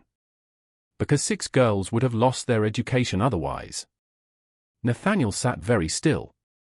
He had attended countless charitable events. Heard countless speeches. Witnessed countless public acts of generosity. Yet this felt different. Clara had never mentioned it. Never sought recognition. Never expected repayment. She had simply seen a problem and solved it. Quietly. The realization left him strangely humbled.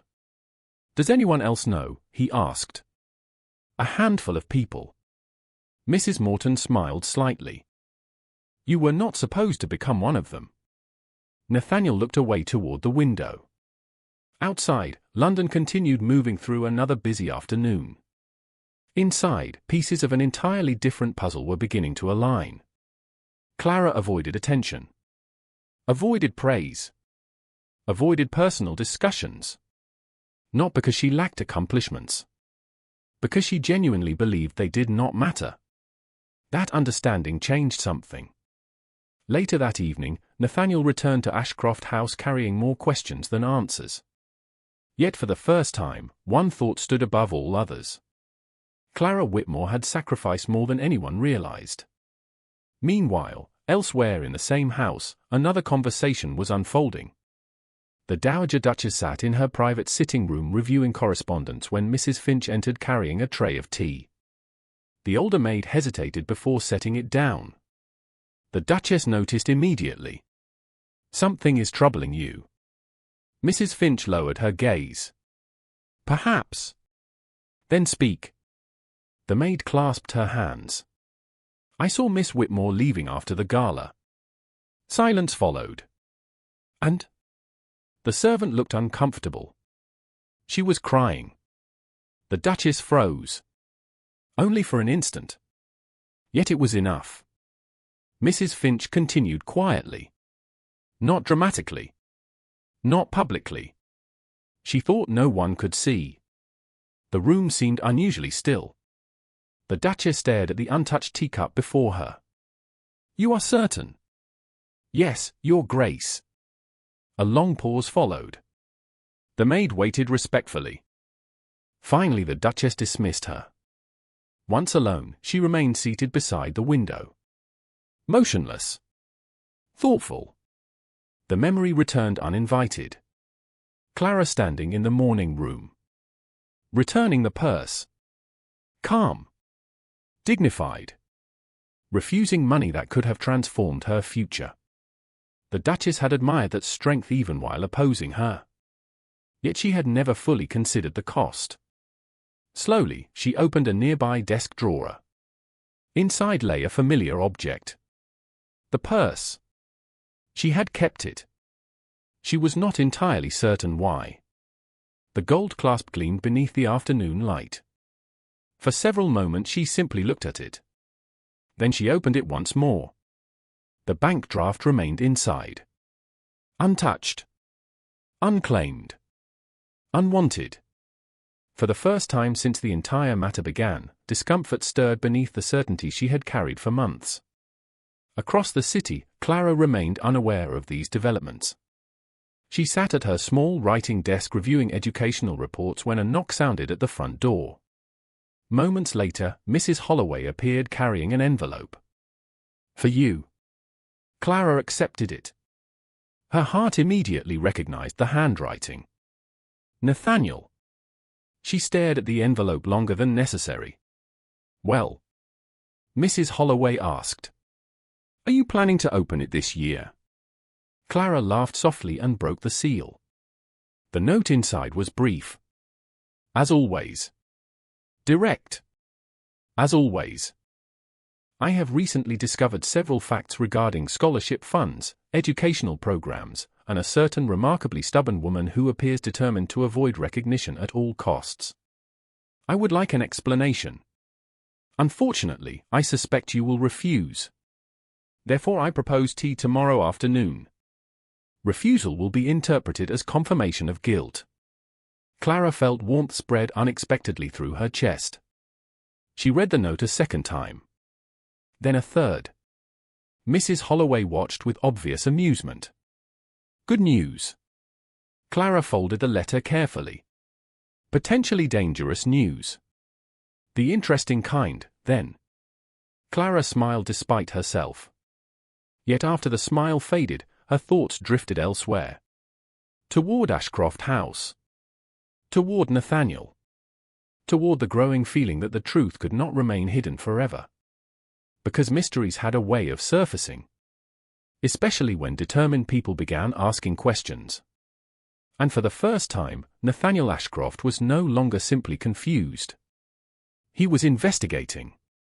The difference would change everything. The following afternoon arrived wrapped in soft spring sunshine and the deceptive tranquility that often preceded significant change. Clara spent most of the morning attempting to concentrate on work. The effort failed completely. Nathaniel's letter remained folded beside her ledger books. Every time she managed to focus on scholarship records, her attention drifted back toward the note. By noon, Mrs. Holloway finally set aside her knitting and looked over her spectacles. You have read that letter 7 times. Clara glanced up. Only 5. 7. Clara smiled. You are impossible. No. I am observant. The older woman returned to her knitting. The Duke appears to have discovered that you exist. Clara laughed softly. Yet beneath the amusement, nervous anticipation continued building. By 3 o'clock she found herself standing outside a quiet tea room near Russell Square. Nathaniel had selected the location carefully. Not a grand establishment. Not somewhere society would immediately notice. Simply a comfortable place known for excellent tea and discreet service. Clara arrived first. She chose a table near the window and attempted to appear calm. Unfortunately, calm proved difficult when her heart insisted on behaving irrationally. 10 minutes later, the bell above the entrance door chimed softly. Nathaniel entered. Several patrons glanced up automatically. A duke rarely visited ordinary tea rooms. Nathaniel appeared completely unaware of the attention. His gaze found Clara almost immediately. The faint smile that followed made something warm and dangerous stir inside her chest. You came. Clara raised an eyebrow. You sound surprised. He removed his gloves and sat opposite her. I prepared 3 separate arguments in case you declined. Only 3. 4, actually. One was particularly persuasive. I tremble to imagine it.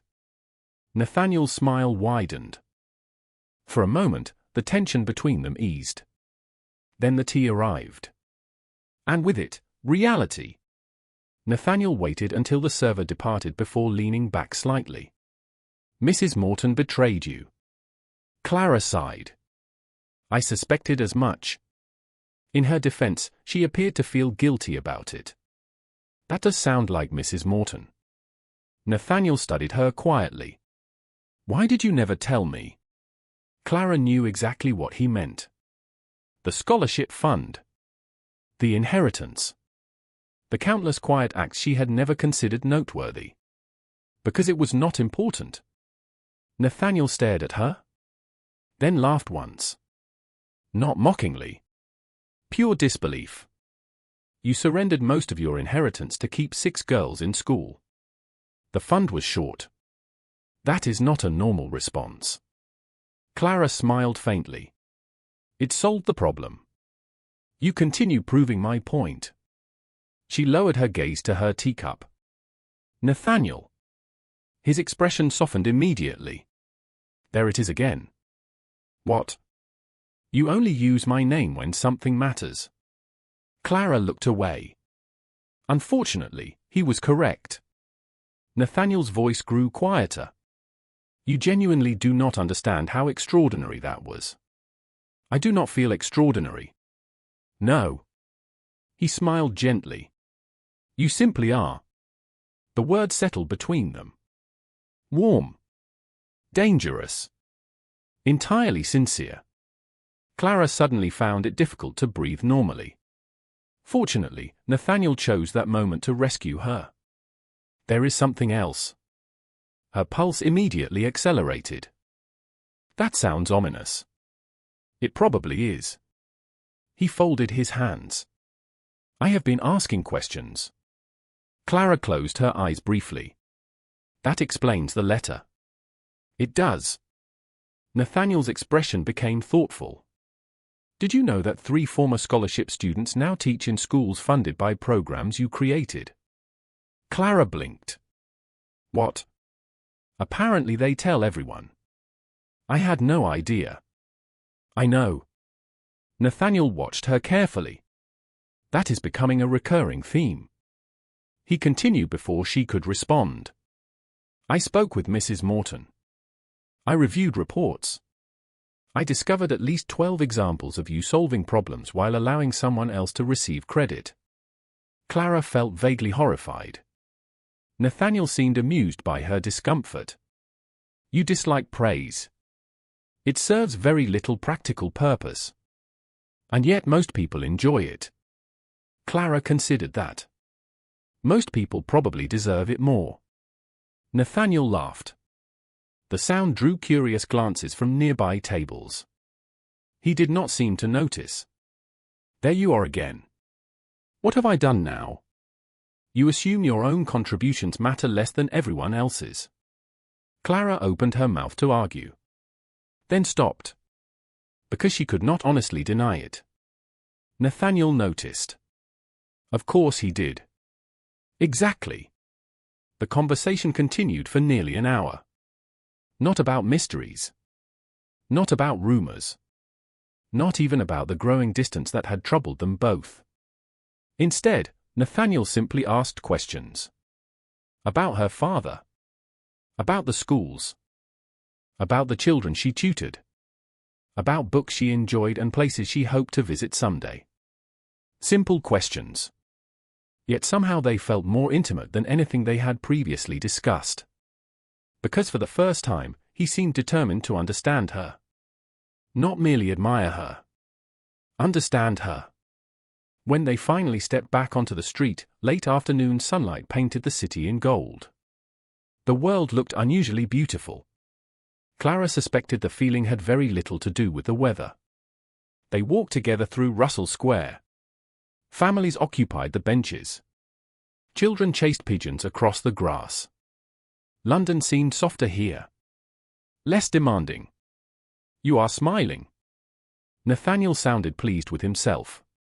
Clara immediately attempted to stop. I was not. You absolutely were. Then it was temporary. A tragic loss. She laughed despite herself. The sound came more easily now. Nathaniel glanced toward her. Something changed in his expression. Not dramatically. Just enough. Warmth deepened into something quieter. More personal. Clara felt her pulse respond immediately. Dangerous. Very dangerous. Before either could speak, voices drifted from a nearby path. 3 elegantly dressed ladies approached from the opposite direction. Clara recognized them instantly. Lady Marston. Lady Pembroke. And Lady Catherine Vance. The same women responsible for half the gossip currently circulating through London. Their surprise at finding Clara walking beside Nathaniel was obvious. Their delight at the discovery was even more obvious. Lady Marston smiled brightly. Your Grace. Miss Whitmore. What a fortunate coincidence. Clara immediately understood the trap. So did Nathaniel. Unfortunately, social etiquette required participation. Greetings were exchanged. Polite remarks followed.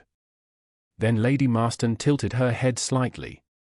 How wonderful to see your charitable efforts continuing. Nathaniel frowned faintly. I beg your pardon. Miss Whitmore has become nearly inseparable from Raven-shire projects. The woman's smile widened. Some people find the dedication rather inspiring. Clara heard the implication immediately. So did everyone else. The conversation hung suspended in the air. Waiting. The women expected embarrassment. Perhaps denial. Perhaps awkward silence. Instead, Nathaniel spoke. Calmly. Clearly. As they should. The ladies blinked. Lady Marston recovered first. Your Grace. Nathaniel's expression remained perfectly pleasant. Miss Whitmore has contributed more to educational reform than many public officials. If people find that inspiring, I consider it excellent judgment. Silence followed. Real silence. Lady Marston's smile faltered. Lady Pembroke suddenly became fascinated by a nearby flowerbed. Clara stared at Nathaniel. He continued speaking as though nothing unusual had occurred. In fact, I recently discovered several contributions she neglected to mention. A habit I intend to correct whenever possible. The women exchanged uncomfortable glances. The trap had failed completely. Worse, it had reversed direction. Clara felt heat rise to her cheeks. Not from humiliation this time. From something entirely different. Nathaniel turned toward her. "Have I embarrassed you?" "Profoundly." "Excellent." His eyes sparkled with amusement. "Progress." The women departed shortly afterward. Far more quickly than they had arrived. Once they disappeared from sight, Clara exhaled slowly. Nathaniel noticed. "You expected something unpleasant." It was not a question. Clara hesitated. Then nodded. "A little." Nathaniel's expression darkened slightly. "That has happened before." Again, not a question.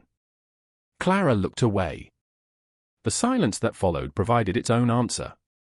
Something shifted beside her. Nathaniel stopped walking. "Clara!" She turned. For a brief moment, all humor vanished from his face. "You should never have been handling that alone." The words struck with surprising force. Because he meant them. Completely. Clara felt emotion tighten unexpectedly in her throat. Nathaniel seemed to realize he had ventured close to something dangerous. His voice softened. "At the very least, you should have had someone arguing on your behalf." Clara smiled through the sudden sting behind her eyes. "You appear remarkably enthusiastic about arguing." "Only when necessary." And this was necessary. Nathaniel held her gaze. "Yes." Neither looked away. Around them, London continued moving through another beautiful afternoon. Yet for one suspended moment, the world felt strangely quiet. Then a carriage rolled past. The spell broke. They resumed walking. Neither mentioned what had just happened. Neither needed to. Because for the first time since the entire ordeal began, Clara felt something she had not allowed herself to feel in weeks. Safe. Unfortunately, they were not alone. From the window of a passing carriage, the Dowager Duchess observed everything. She had not intended to travel through Russell Square. Fate had apparently chosen otherwise. She watched her son speaking with Clara. Watched him defend her. Watched the way his attention remained fixed on her even when others were present. Watched the unmistakable look in his eyes. Slowly, the Duchess settled back against the carriage seat. A cold realization took shape. The situation had moved far beyond curiosity. Far beyond admiration. Her son was falling in love. And for the first time since the entire matter began, she was no longer certain she could stop it. The realization followed the Dowager Duchess home like a shadow. Long after her carriage returned to Ashcroft House, long after dinner concluded and the servants retired for the evening, she remained seated beside the library fire staring into the flames. For years she had believed herself an excellent judge of character. She had built alliances, protected family interests, and guided her son through the countless traps hidden within aristocratic society. Yet somewhere along the way, certainty had become stubbornness. The distinction was beginning to matter. A soft knock sounded at the library door. "Enter." Mrs. Finch appeared. "A message has arrived from Lady Marston, Your Grace." The Duchess accepted the note without enthusiasm. Unfortunately, the moment she unfolded the paper, her expression cooled. Lady Marston was hosting a charitable reception the following week. More importantly, she had arranged for several influential families to attend. Families with unmarried daughters. Families she considered suitable for the Duke of Raven-shire. At the bottom of the invitation appeared a handwritten addition. "I do hope Nathaniel will attend. Society has become increasingly curious regarding recent developments." The Duchess folded the note slowly. Recent developments. A remarkably polite phrase for gossip. Across London, Clara spent the following days attempting to ignore the memory of Russell Square. The effort failed spectacularly. Every time she recalled Nathaniel's defense of her, warmth spread through her chest before common sense could intervene. Unfortunately, common sense always arrived eventually. It reminded her of titles, expectations, families. It reminded her of a purse she had never opened and a conversation she had never revealed. Most of all, it reminded her that none of those problems had actually disappeared. They had merely been postponed. 3 days later, another invitation arrived. Lady Marston's charitable reception. Clara nearly laughed upon recognizing the sender. "That sounds ominous," Mrs. Holloway observed from across the room. Clara handed over the card. The older woman read it. Then immediately frowned. "Absolutely not." Clara blinked. That was unusually decisive. Because Lady Marston enjoys entertainment. The reception is for hospital funding. Officially. Clara laughed despite herself. Yet concern lingered. Lady Marston had become increasingly interested in her social life. That alone was enough to inspire caution. Meanwhile, Nathaniel received the same invitation. Unlike Clara, he did not laugh. He simply set the card aside and continued reading estate reports. Unfortunately, his mother happened to be present. "You should attend," the Duchess said. Nathaniel did not look up. "Why?" "Because it is a respectable gathering." "That is not an answer." The Duchess folded her hands. "You have neglected society recently." Nathaniel finally glanced toward her. "Society continues functioning remarkably well without my supervision." His mother almost smiled. "Almost. You know what I mean." Nathaniel returned to his reports. "I do." Silence followed. Then the Duchess made a mistake. A small one. Yet significant. "Lady Catherine Vance will be there." Nathaniel's pen stopped moving. Slowly, he looked up again. "Should that information interest me?" The question sounded calm. Too calm. The Duchess recognized the warning immediately. Unfortunately, she had already committed herself. She is well connected. Many people are. She would make an excellent Duchess. Nathaniel leaned back in his chair. For several seconds, he simply watched his mother. "Have we returned to this conversation?" The Duchess maintained her composure. "We never truly left it." Something flickered across Nathaniel's face. Frustration. Disappointment. Perhaps both. "Interesting." "Nathaniel." "No." His voice remained polite. "What is interesting is that you continue discussing hypothetical duchesses while ignoring an important detail." The Duchess frowned slightly. "Which detail?" Nathaniel set down his pen. "The fact that I have expressed absolutely no interest in marrying any of them." Silence settled across the room. Neither moved. Finally, the Duchess spoke. "People change." Nathaniel held her gaze. "Yes." His answer arrived quietly. "They do." For reasons she could not entirely explain, the response unsettled her. The reception arrived on a bright Thursday evening. Lady Marston's townhouse glittered with elegance. Flowers adorned every room. Musicians performed near the grand staircase. Servants circulated with silver trays. Everything appeared flawless. Which immediately made Clara suspicious. She arrived accompanied by Lady Beatrice and spent the first half hour avoiding potential disasters. Unfortunately, potential disasters seemed unusually determined. The moment she entered the main salon, she noticed something troubling. Several ladies stopped talking. Not abruptly enough to appear rude. Just abruptly enough to be obvious. Clara felt a familiar heaviness settle inside her chest. Here we go again. She maintained her composure and continued forward. Years of experience had taught her that dignity was often the only available defense. For a time, the evening remained manageable. Conversations flowed. Donations were discussed. Hospital funding received enthusiastic support. Then Lady Marston made her move. It happened during a public presentation regarding charitable initiatives. Nearly everyone in attendance had gathered in the ballroom. Guests stood in clusters throughout the room while various organizers discussed future projects. Clara occupied a relatively inconspicuous position near the side wall, precisely where she preferred to be. Lady Marston stepped onto the small platform at the front of the room and began thanking contributors. The speech proceeded normally at first. Several donors received recognition. Various committees were praised. Then the woman's smile brightened. "And of course," she announced, "we must acknowledge Miss Clara Whitmore." Every head turned. Clara immediately wished the floor would open beneath her. Applause followed.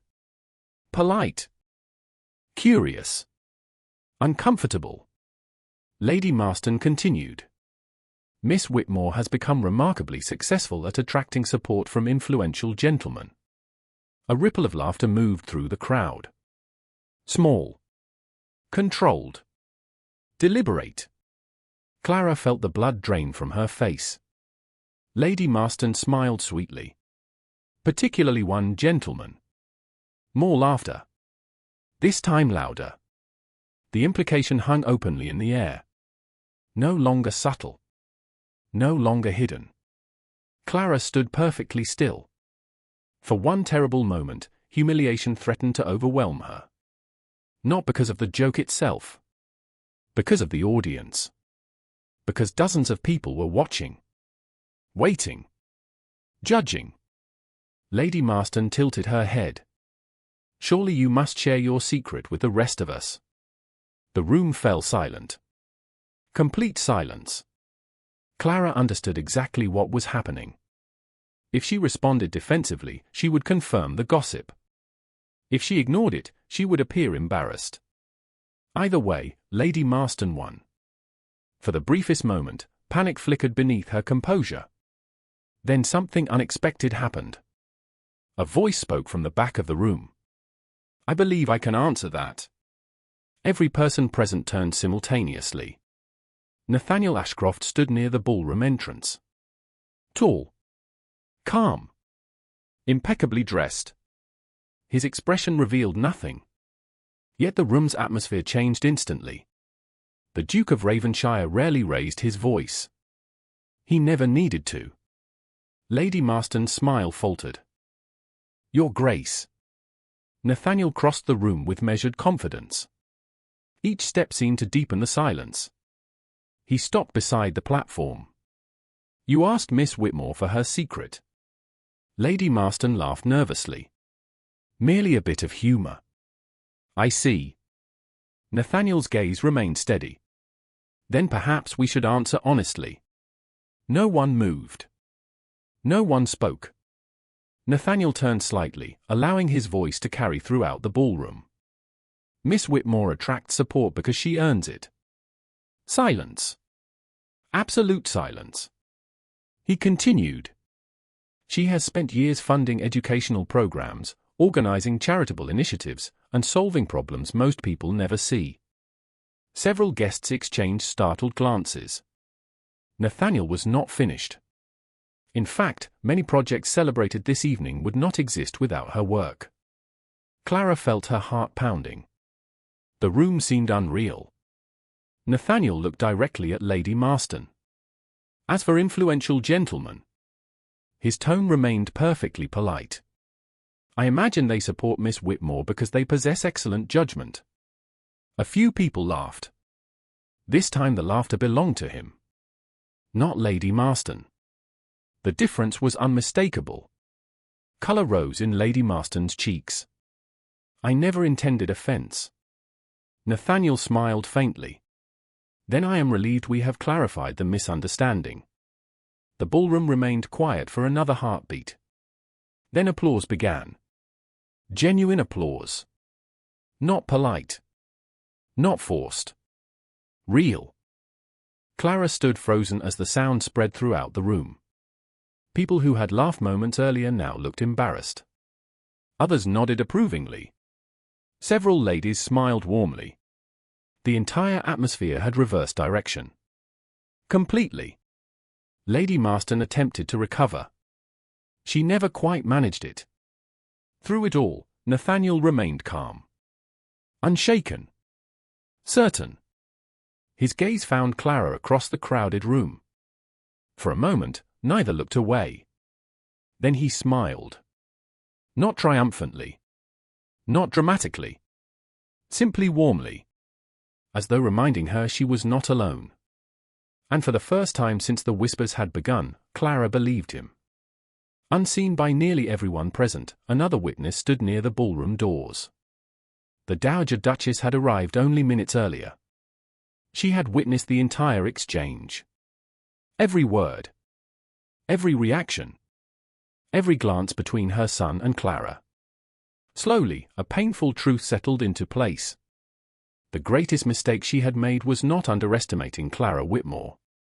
It was underestimating Nathaniel. Because the moment society challenged Clara publicly, he had not hesitated. He had not calculated consequences. He had not considered appearances. He had protected her. And a man only did that when his heart was already involved. The applause eventually faded, but the memory of it remained. Guests resumed conversations. Musicians continued playing. Servants circulated through the ballroom carrying trays of refreshments. Outwardly, Lady Marston's reception recovered its rhythm.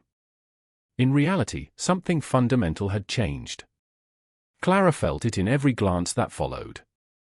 The room no longer viewed her as a source of amusing speculation. Nathaniel had altered the narrative in a matter of minutes. Unfortunately, that victory created a new problem. She could not stop thinking about him. Miss Whitmore. Clara turned. Lady Beatrice approached with an expression that suggested she was struggling not to smile. You appear overwhelmed. That is a remarkably gentle description. Lady Beatrice linked her arm through Clara's. Come. Before the entire room decides to congratulate you simultaneously. Clara allowed herself to be guided toward a quieter corner. The older woman waited until they were alone before speaking again. He cares for you. Clara closed her eyes briefly. Must everyone say that tonight? No. Lady Beatrice smiled. Most people are thinking it. Clara laughed despite herself. Yet the laughter faded quickly. Because the observation was becoming increasingly difficult to dismiss. Across the ballroom, Nathaniel was currently trapped in conversation with 3 trustees and a retired ambassador. Even from a distance, Clara could see his attention wandering. More than once, his gaze drifted toward her. Every time it happened, warmth stirred inside her chest. Every time it happened, fear followed. Because she still carried a secret. And secrets had consequences. Nearly an hour later, guests began departing. Carriages lined the street outside. Farewells echoed through the entrance hall. Clara was preparing to leave when a footman approached. Miss Whitmore. Yes? His Grace asked whether you might spare a few moments before departing. Her pulse immediately accelerated. Lady Beatrice noticed. You should go. You sound suspiciously invested. I am old enough to enjoy other people's romances. Clara shook her head, unable to suppress a smile. A few minutes later she found Nathaniel standing alone in the library. The contrast with the crowded ballroom felt almost startling. The room was quiet. Warm. Safe. Books lined every wall. Firelight danced across polished wood. Nathaniel looked up as she entered. Something in his expression softened immediately. Thank you for staying. Clara closed the door behind her. I suspect refusing would have required more courage than I currently possess. His smile appeared instantly. Good. For a moment neither spoke. The silence felt different now. Less uncertain. More honest. Nathaniel crossed toward the fireplace. I owe you an apology. Clara blinked. For what? For not noticing sooner. Confusion crossed her face. Nathaniel continued. The rumors. The comments. The way people have been treating you. His voice remained calm. Yet frustration lingered beneath the surface. I should have recognized it earlier. Clara stared at him. Of all the things she expected to hear, that was not one of them. Nathaniel. No. He shook his head. Allow me this. Firelight flickered across his features. You have spent months handling difficulties alone while I remained completely unaware. The word struck uncomfortably close to the truth. Clara looked away. You could not have known. Perhaps. His expression hardened slightly. But I should have. Silence settled between them. Then Clara smiled faintly. You are impossible when you decide something matters. I have heard that before. Their eyes met. The room suddenly felt much smaller. Much quieter. Dangerous territory. Clara knew it immediately. Apparently Nathaniel did as well. Because his next words emerged more softly. More carefully. I do not like seeing you hurt. The honesty stole her breath. For one suspended moment, neither looked away. Then a knock sounded at the library door. The interruption felt almost absurd. Nathaniel closed his eyes briefly. Enter. The door opened. Mrs. Finch stepped inside. The long-time lady's maid looked uncomfortable. Very uncomfortable. Forgive me, Your Grace. Nathaniel straightened. What is it? The older woman hesitated. Her gaze flickered briefly toward Clara. Then back to Nathaniel. Your mother requests a private conversation. Something about her tone immediately captured his attention. Now. Yes, Your Grace. Silence followed. Nathaniel studied her carefully. Mrs. Finch lowered her eyes. Yet not before he noticed something unusual. Concern. Real concern. Very well. The maid bowed and withdrew. Nathaniel looked back toward Clara. I apologize. Do not. She smiled gently. Dukes remain tragically popular. A burden I bear with dignity. Clara laughed softly. The sound lingered in the room even after she departed. Yet the moment the library door closed behind her, Nathaniel's expression changed. Instinct whispered that something was wrong. 20 minutes later, he entered his mother's private sitting room. The Dowager Duchess stood beside the window overlooking the gardens. Moonlight silvered the landscape beyond the glass. She did not turn immediately. You wish to speak with me? The Duchess nodded slowly. Yes. Nathaniel remained standing. Then speak. The directness did not surprise her. Nothing about her son surprised her anymore. Not tonight.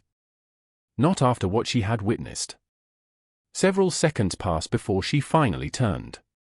You embarrassed Lady Marston. Nathaniel raised an eyebrow. That outcome appears to have been accidental. Was it? Mostly.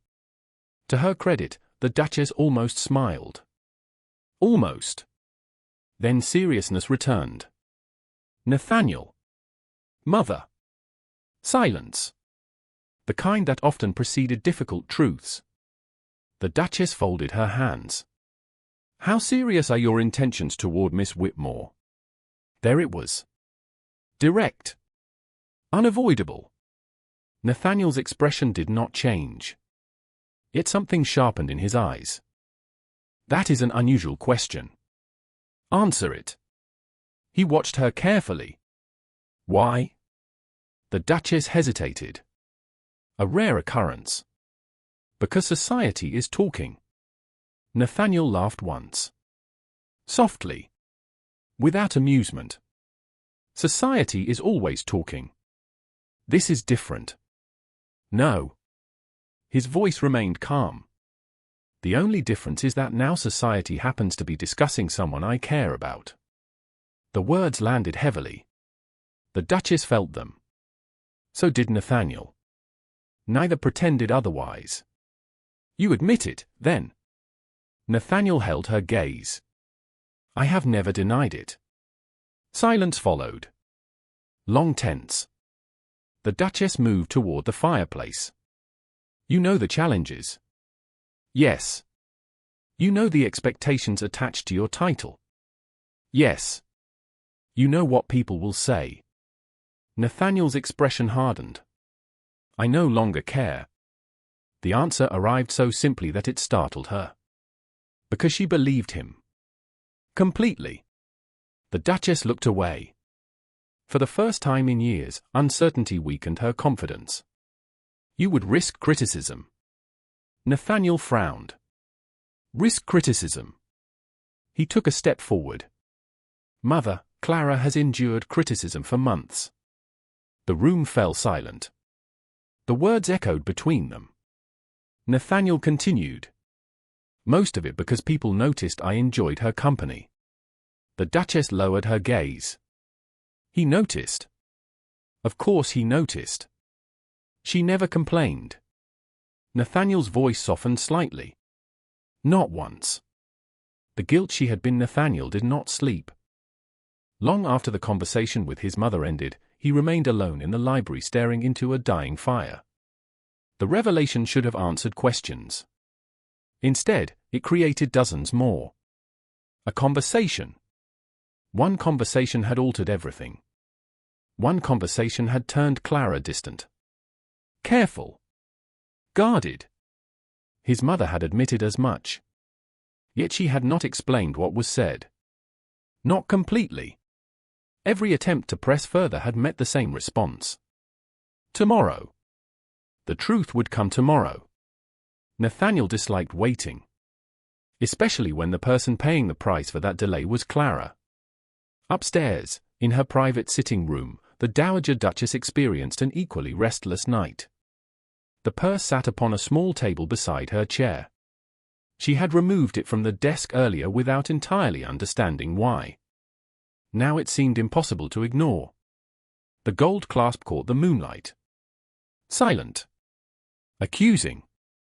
For weeks she had justified her actions as necessary. Practical. Responsible. Tonight those justifications felt strangely fragile. Shortly after dawn, she made a decision. By breakfast, instructions had already been delivered. Invitations were dispatched across London. Trustees. Committee members. Several respected families connected to educational charities. Lady Beatrice. Mrs. Morton. Even Lady Marston. The gathering would occur the following evening at Ashcroft House. Officially, it would celebrate the Educational Trust's recent successes. Unofficially, it would become something else entirely. Across the city, Clara knew none of this. She spent the morning reviewing scholarship applications and attempting not to think about Nathaniel. The effort failed immediately. She was halfway through a stack of documents when another letter arrived. This one bore the Raven-shire seal. Her pulse quickened before she even opened it. The message inside was surprisingly brief. Miss Whitmore, I hope you will attend tomorrow evening's gathering at Ashcroft House. Your presence is important. More important than you realize. Please trust me. Nathaniel. Clara read the note twice. Then a third time. That expression never leads to sensible decisions, Mrs. Holloway observed from across the room. Clara looked up. What expression? The one that appears whenever a certain duke enters the conversation. Clara laughed softly despite herself. Yet concern remained. Please trust me.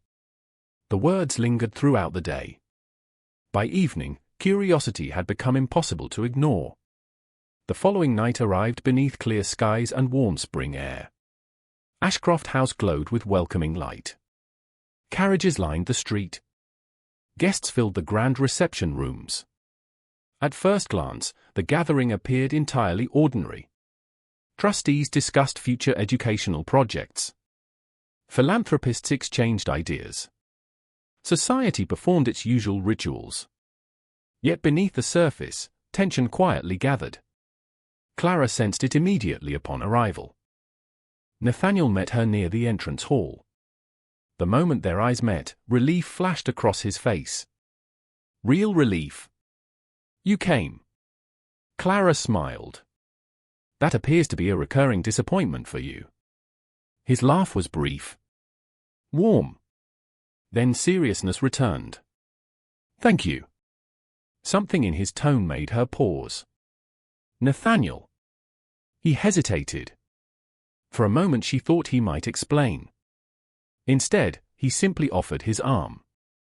Come. Clara accepted. Together they moved through the crowded rooms. Guests greeted them warmly. More warmly than usual. Another odd detail. By the time they reached the main ballroom, Clara's curiosity had become genuine concern. What is happening? Nathaniel glanced toward her. The truth. Her heart skipped.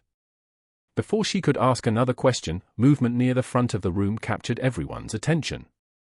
The Dowager Duchess had stepped onto the small platform usually reserved for speeches and announcements. Conversations gradually faded. The room grew quiet. Clara froze. A strange feeling settled over her. Instinct. Warning. Anticipation. She could not tell which. The Duchess waited until complete silence fell. Then she began speaking. Thank you all for attending. Her voice carried easily throughout the ballroom. Calm. Controlled. Yet beneath the composure, something felt different. Tonight was intended to celebrate educational achievements. And we shall do that. She paused briefly. However, before we proceed, there is a matter I wish to address. The room became even quieter. Clara felt her pulse accelerate. Nathaniel stood beside her. Unmoving. Watching. The Duchess continued. Several weeks ago, I made a serious mistake. Surprise rippled through the crowd. The Dowager Duchess of Raven-shire was not known for public confessions. The Duchess looked directly across the ballroom. Directly at Clara. Every instinct urged Clara to disappear. Unfortunately, it was far too late. The mistake involved Miss Clara Whitmore. Silence. Absolute silence. Nathaniel felt Clara tense beside him. Instinctively, he moved slightly closer. The gesture was small. Yet she noticed. The Duchess continued speaking. Each word deliberate. Each word unavoidable. Many of you know Miss Whitmore through her charitable work. Some know her through recent gossip. A few uncomfortable expressions appeared around the room. Lady Marston suddenly seemed fascinated by the wallpaper. The Duchess did not look away. What none of you know is that I invited Miss Whitmore to breakfast several weeks ago. Clara's heart pounded. No. Surely not. The Duchess reached into her reticule. Slowly, she withdrew a familiar object. The purse. A murmur spread through the ballroom. Clara stared at it. The sight felt unreal. During that meeting, the Duchess said quietly, I attempted to persuade Miss Whitmore to remove herself from my son's life. Shock swept through the room. Several guests actually gasped. Nathaniel went completely still. Every muscle in his body locked. The Duchess continued before anyone could react. I offered her money. Silence crashed down. Heavy. Unbelievable. Clara could barely breathe. Around her, faces registered disbelief. Confusion. Embarrassment. Nathaniel stared at his mother as though seeing her for the first time. The Duchess held up the purse. Her hands remained steady. Barely. This purse contained a bank draft large enough to alter Miss Whitmore's future. A painful pause followed. Then came the most important words. She returned it. Another murmur swept through the crowd. The Duchess's voice softened. She returned it the following morning. Clara felt emotion tightening inside her chest. The room seemed distant. Blurred. The Duchess opened the purse and removed a folded document. She never opened it. Complete silence. No whispers now. No gossip. No laughter. Only stunned attention. The Duchess looked directly at the assembled guests. Not once. Her gaze shifted toward Clara. Despite financial challenges, despite uncertainty, despite every reason to be tempted, Clara felt tears threatening. She fought them immediately. The Duchess continued. Miss Whitmore told me that if the amount was small, the insult would be greater. If the amount was large, the temptation would be stronger. Several people lowered their eyes. Lady Beatrice openly wiped at one corner of her eye. The Duchess drew a slow breath. She chose dignity instead. The room remained silent. Yet the silence had changed. Earlier it carried judgment. Now it carried respect. The Duchess looked toward Nathaniel. For the first time all evening, vulnerability appeared in her expression. My son deserved honesty. Then back to Clara. And Miss Whitmore deserved fairness. Another pause. Longer this time. I gave her neither. The admission landed with extraordinary force. Because everyone present understood what it cost. The Duchess of Raven-shire rarely acknowledged mistakes. Publicly acknowledging one was nearly unheard of. Yet she was not finished. She stepped down from the platform. Slowly crossed the room. Every eye followed her. Clara stood frozen. The Duchess stopped before her. Then, in full view of everyone present, she extended the purse. Miss Whitmore. Her voice was quiet now. Human. I owe you an apology. No one moved. No one spoke. The moment felt suspended outside time. Clara looked at the purse. Then at the woman holding it. Weeks earlier, that same object had represented rejection. Humiliation. Exclusion. Now it represented something entirely different. Truth. Accountability. Change. The Duchess lowered her gaze briefly. I was wrong. The words carried through the ballroom like a bell. Clear. Impossible to misunderstand. Clara felt tears burning behind her eyes. Not because of the apology. Because she recognized how difficult it had been to offer. Slowly, she shook her head. I do not want the purse. A faint laugh escaped somewhere in the crowd. Gentle. Emotional. Entirely understanding. Clara smiled softly through the ache in her chest. I never did. For the first time that evening, a genuine smile appeared on the Duchess's face. Small. Trembling. Real. Around them, applause began. Quietly at first. Then stronger. Growing. Filling the ballroom. Not for wealth. Not for titles. Not for influence. For character? For truth. For a woman who had refused to sell her dignity and another woman who had finally found the courage to admit her mistake. Through it all, Nathaniel never looked away from Clara. And in that moment, everyone in the room finally understood what he had known for far longer than he realized. She had been the strongest person there all along. The applause seemed endless.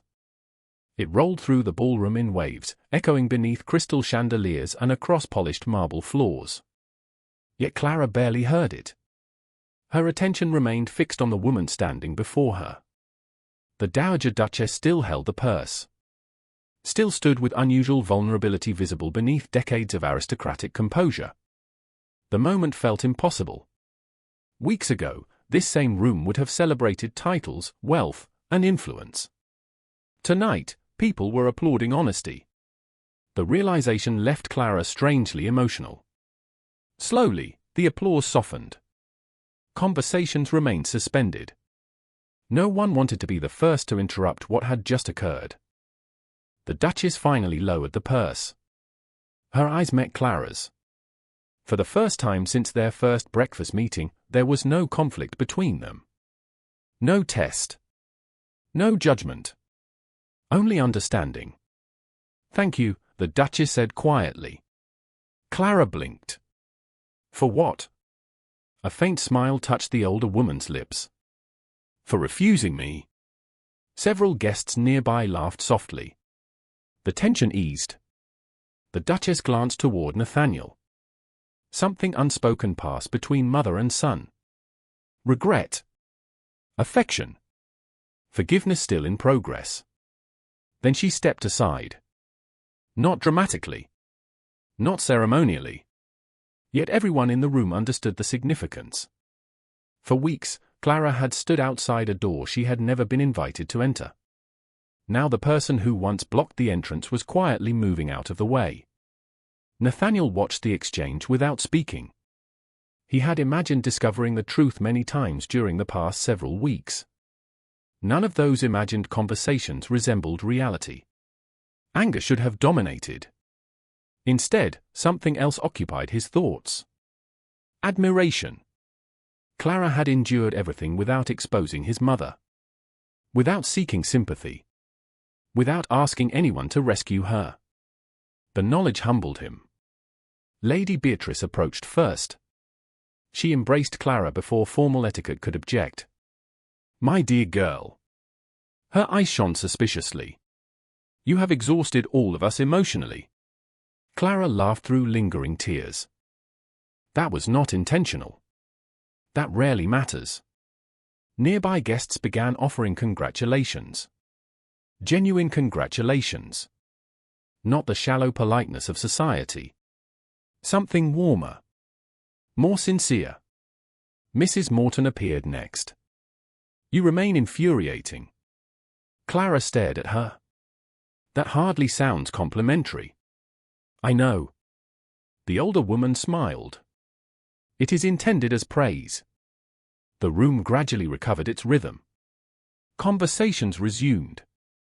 Music returned. Yet the atmosphere had transformed completely. People who once whispered now approached openly. People who once doubted now expressed admiration. It felt surreal. Clara spent most of the next 20 minutes accepting kind words she did not know how to receive. Eventually she escaped onto a quiet terrace overlooking the gardens. Cool night air greeted her immediately. The silence felt wonderful. Beyond the stone balustrade stretched moonlit lawns and carefully maintained flower beds. Somewhere in the distance, a fountain murmured softly. Clara rested her hands against the railing and exhaled slowly. For the first time in weeks, the weight pressing against her chest had disappeared. I thought I might find you here. She smiled before turning around. Nathaniel. Of course. He stepped onto the terrace and closed the doors behind him. Ballroom music softened instantly. They were alone. Finally. Neither spoke for a moment. Moonlight silvered the edges of his dark coat. The spring breeze stirred a loose strand of Clara's hair. Everything felt strangely still. Nathaniel crossed the terrace slowly. Not rushing. Not hesitating. Simply approaching. How are you? Clara laughed softly. I have absolutely no idea. His smile appeared immediately. Fair answer. Silence returned. Comfortable this time. Gentle. Nathaniel rested one hand against the stone railing beside her. I owe you another apology. Clara groaned quietly. You have become remarkably fond of apologizing. I am trying to improve as a person. A noble goal. The amusement faded from his expression. I should have known. Clara's heart tightened. Nathaniel. No. He shook his head. I should have recognized something was wrong much sooner. Clara studied him carefully. Firelight from the ballroom windows glowed softly behind him. The concern in his eyes remained unchanged. Steady. Genuine. You trusted me, she said quietly. Nathaniel looked surprised. Of course I trusted you. Even when you did not understand what was happening. Especially then. The answer arrived without hesitation. Clara felt emotion rise unexpectedly. Dangerous emotion. The kind she had spent weeks trying to avoid. Nathaniel continued. Nothing about your behavior made sense. A faint smile touched his lips. Which meant the problem could not possibly be you. Clara laughed despite herself. That is deeply flawed logic. Perhaps. He shrugged. It happened to be correct. Their eyes met. Neither looked away. The distance between them suddenly felt much smaller than before. Nathaniel drew a slow breath. Then another. As though reaching a decision. There is something I need to say. Clara's pulse accelerated immediately. Every instinct warned her where this conversation might lead. Unfortunately, none of those instincts suggested leaving. Nathaniel's gaze never left hers. The first time we met, you argued with me. Clara blinked. That is not how I remember it. Because your memory is selective. It is not. You informed me that my educational proposal was unrealistic. Clara laughed softly. It was unrealistic. Exactly. Nathaniel smiled. Everyone else spent the evening agreeing with me. You did not. The memory surfaced immediately. Westminster Hall. Charity fundraising. Nathaniel presenting ambitious plans. Clara quietly explaining why half of them would fail. At the time she had assumed he would be offended. Instead he had listened. I remember. Good. His voice softened. Because I have been remembering it quite often lately. The confession lingered between them. Clara felt her heart beating far too quickly. Nathaniel looked away briefly toward the moonlit gardens. When he spoke again, his voice carried remarkable honesty. At first I admired your intelligence. Clara remained silent. Then I admired your kindness. Another step closer. Not physical. Emotional. Then I discovered your courage. The night seemed unusually quiet. And somewhere along the way, Nathaniel continued, admiration became something else. Clara's breath caught. There it was. The truth both had been circling for months. Neither could pretend otherwise now. Nathaniel looked directly at her. No uncertainty remained. No hesitation. Only sincerity. I love you. The word settled softly into the night air. Not dramatic. Not rehearsed. Simply true. Clara closed her eyes briefly. Emotion overwhelmed her all at once. Relief. Joy. Fear. Hope. Every feeling she had spent weeks suppressing returned simultaneously. When she opened her eyes again, Nathaniel was still watching her. Waiting. Patient as always. You are making this very difficult. His expression shifted instantly. That sounds alarming.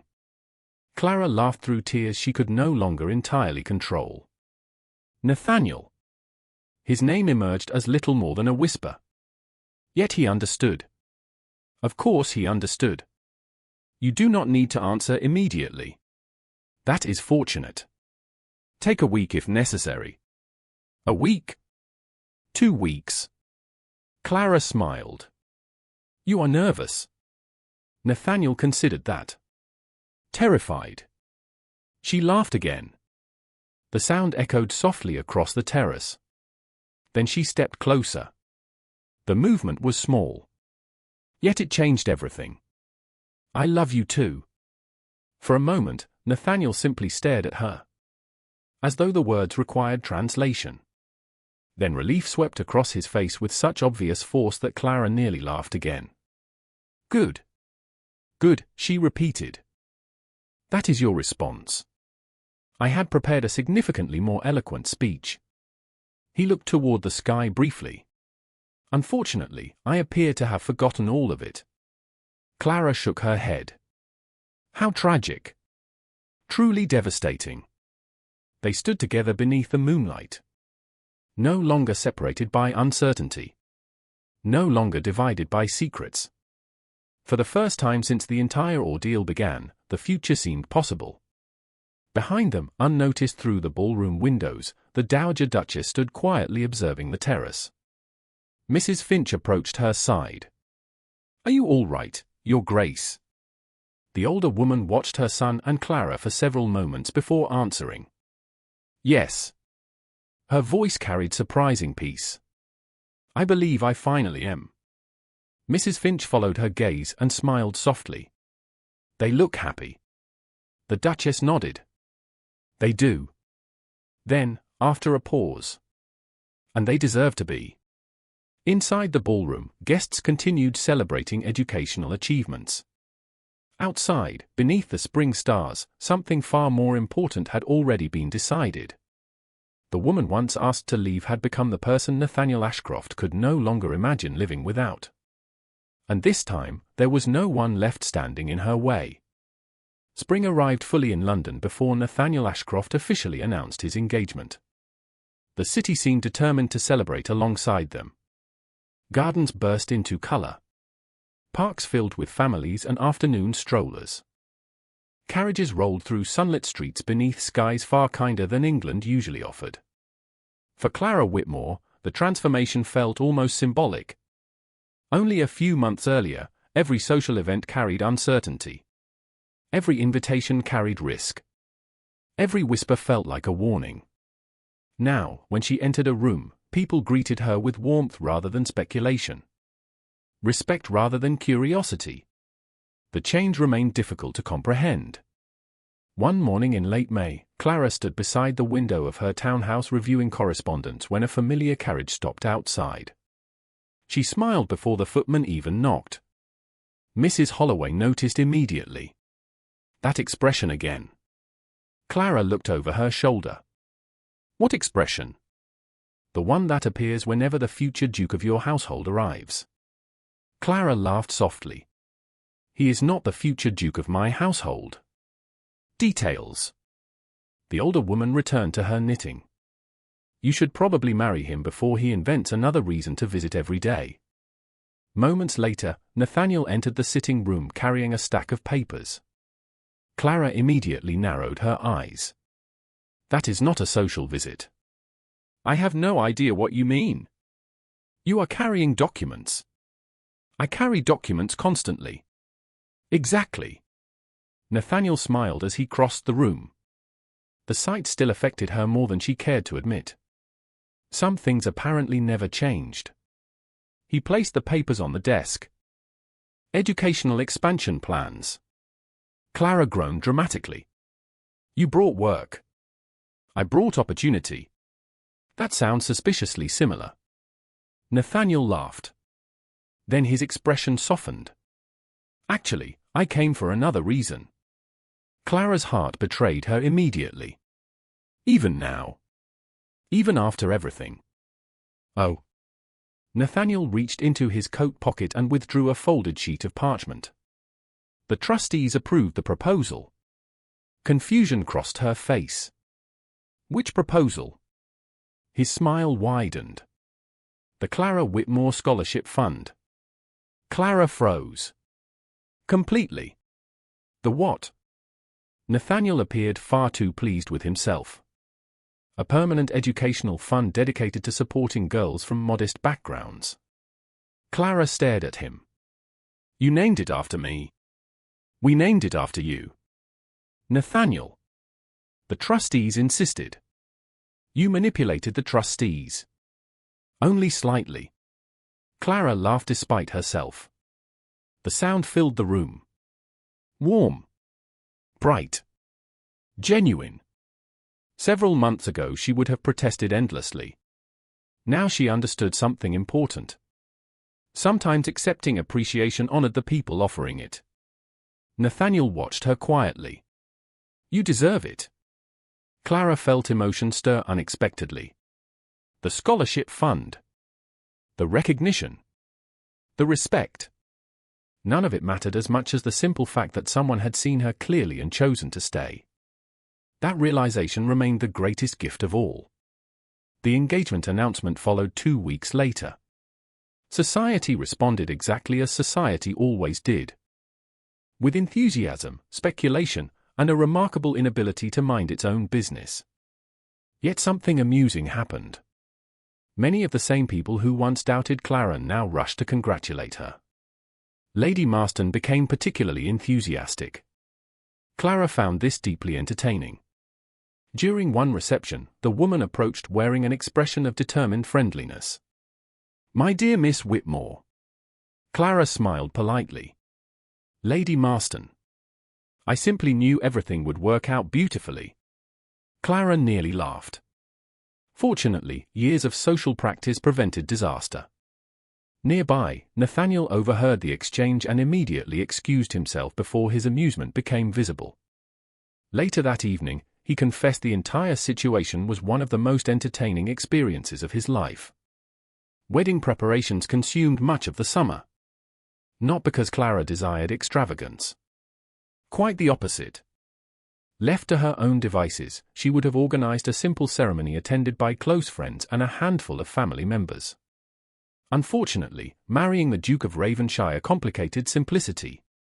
The Dowager Duchess became personally involved. To everyone's surprise, including her own. One afternoon, Clara arrived at Ashcroft House expecting to discuss floral arrangements. Instead, she found the Duchess waiting in the morning room. The same room where everything had begun. For a moment neither woman spoke. The memory hung quietly between them. Then the Duchess surprised her. "I have something for you." Clara blinked. "That statement makes me nervous now." To her credit, the Duchess laughed. A genuine laugh. "Fair." She opened a nearby cabinet and withdrew a familiar object. The purse. Clara stared at it. Time seemed to fold inward for a moment. The memory returned instantly. Breakfast. Humiliation. Shock. Pain. The beginning of everything. The Duchess held it carefully. "I have been considering what to do with this." Clara remained silent. The older woman crossed the room and placed it gently on the table between them. "I finally decided." Clara looked from the purse to the Duchess. "And?" "It belongs in the past." The answer settled softly between them. The Duchess smiled. "I thought perhaps we should retire it permanently." For reasons she could not entirely explain, Clara felt tears threatening again. The older woman noticed immediately. "Oh dear. It is not your fault." "That is somehow worse." Clara laughed through the emotion. The Duchess reached across the table and squeezed her hand. A simple gesture. Yet months earlier it would have seemed impossible. "I am glad he found you," the Duchess said quietly. Clara looked up. The sincerity in her eyes was unmistakable. "So am I."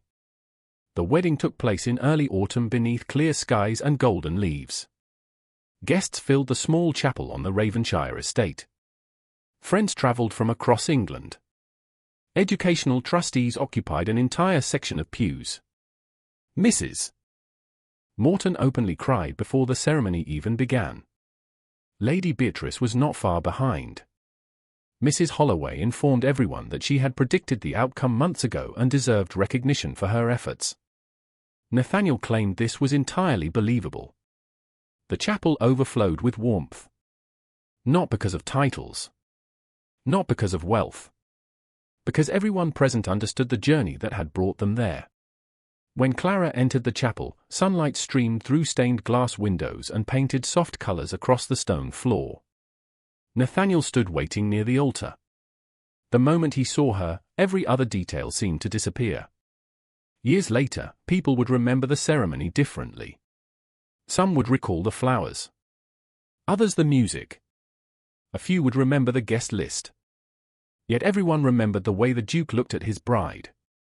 As though she were the easiest decision he had ever made. The vows were simple. Honest. Meaningful. Exactly as Clara wanted. When the ceremony concluded and the congregation erupted into applause, she caught sight of the Dowager Duchess wiping discreetly at one eye. Nathaniel noticed as well. Neither commented. Some victories deserved privacy. The celebration lasted long into the evening. Laughter echoed across the estate. Lanterns illuminated garden paths. Music drifted through open windows. At one point, Clara slipped away from the crowd and wandered toward a quiet terrace overlooking the grounds. The same terrace where Nathaniel had first told her he loved her. She rested her hands against the stone railing and looked out across the moonlit landscape. Footsteps approached behind her. Familiar footsteps. "There you are." Clara smiled without turning around. I wondered how long it would take. Nathaniel joined her beside the railing. For a few moments, neither spoke. The silence felt comfortable. Earned. Finally, Nathaniel glanced toward her. "Any regrets?" Clara pretended to consider the question. "A few." He raised an eyebrow. "Should I be concerned?" "Possibly." Nathaniel laughed softly. Clara turned toward him. Moonlight silvered the gardens beyond. Somewhere in the distance, music continued drifting through the night air. "I regret spending so much time being afraid." The honesty surprised even her. Nathaniel's expression softened. "You had reasons." "Perhaps." Clara smiled gently. "But some things were worth the risk." Nathaniel took her hand. "I agree." Together they stood watching the estate settle into evening. Peaceful. Beautiful. Home. Clara thought about everything that had happened. The breakfast. The purse. The whispers. The loneliness. The uncertainty. Every painful moment had felt overwhelming while she lived through it. Yet now, looking back, she understood something important. Character revealed itself in difficult seasons. Not easy ones. The purse had never been a test of money. It had been a test of self-respect. She had walked away with her dignity intact. Everything that followed grew from that decision. Nathaniel squeezed her hand gently. "What are you thinking about?" Clara smiled. "The future." His answering smile was immediate. Warm. Certain. Good. Below them, the lights of Raven-shire estate glowed against the darkness. Friends and family celebrated inside. Laughter drifted through open windows. Life moved forward. And at the center of it stood a woman who had once been asked to disappear, now welcomed as the heart of the very family that had once refused to see her worth. The purse remained locked away in a forgotten cabinet. Empty. Meaningless. A relic of a mistake long forgiven. What endured instead was something far stronger. Truth. Respect. Love earned through courage.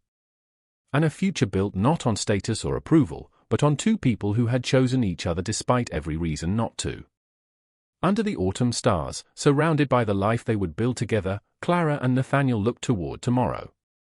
This time, neither had any intention of letting go.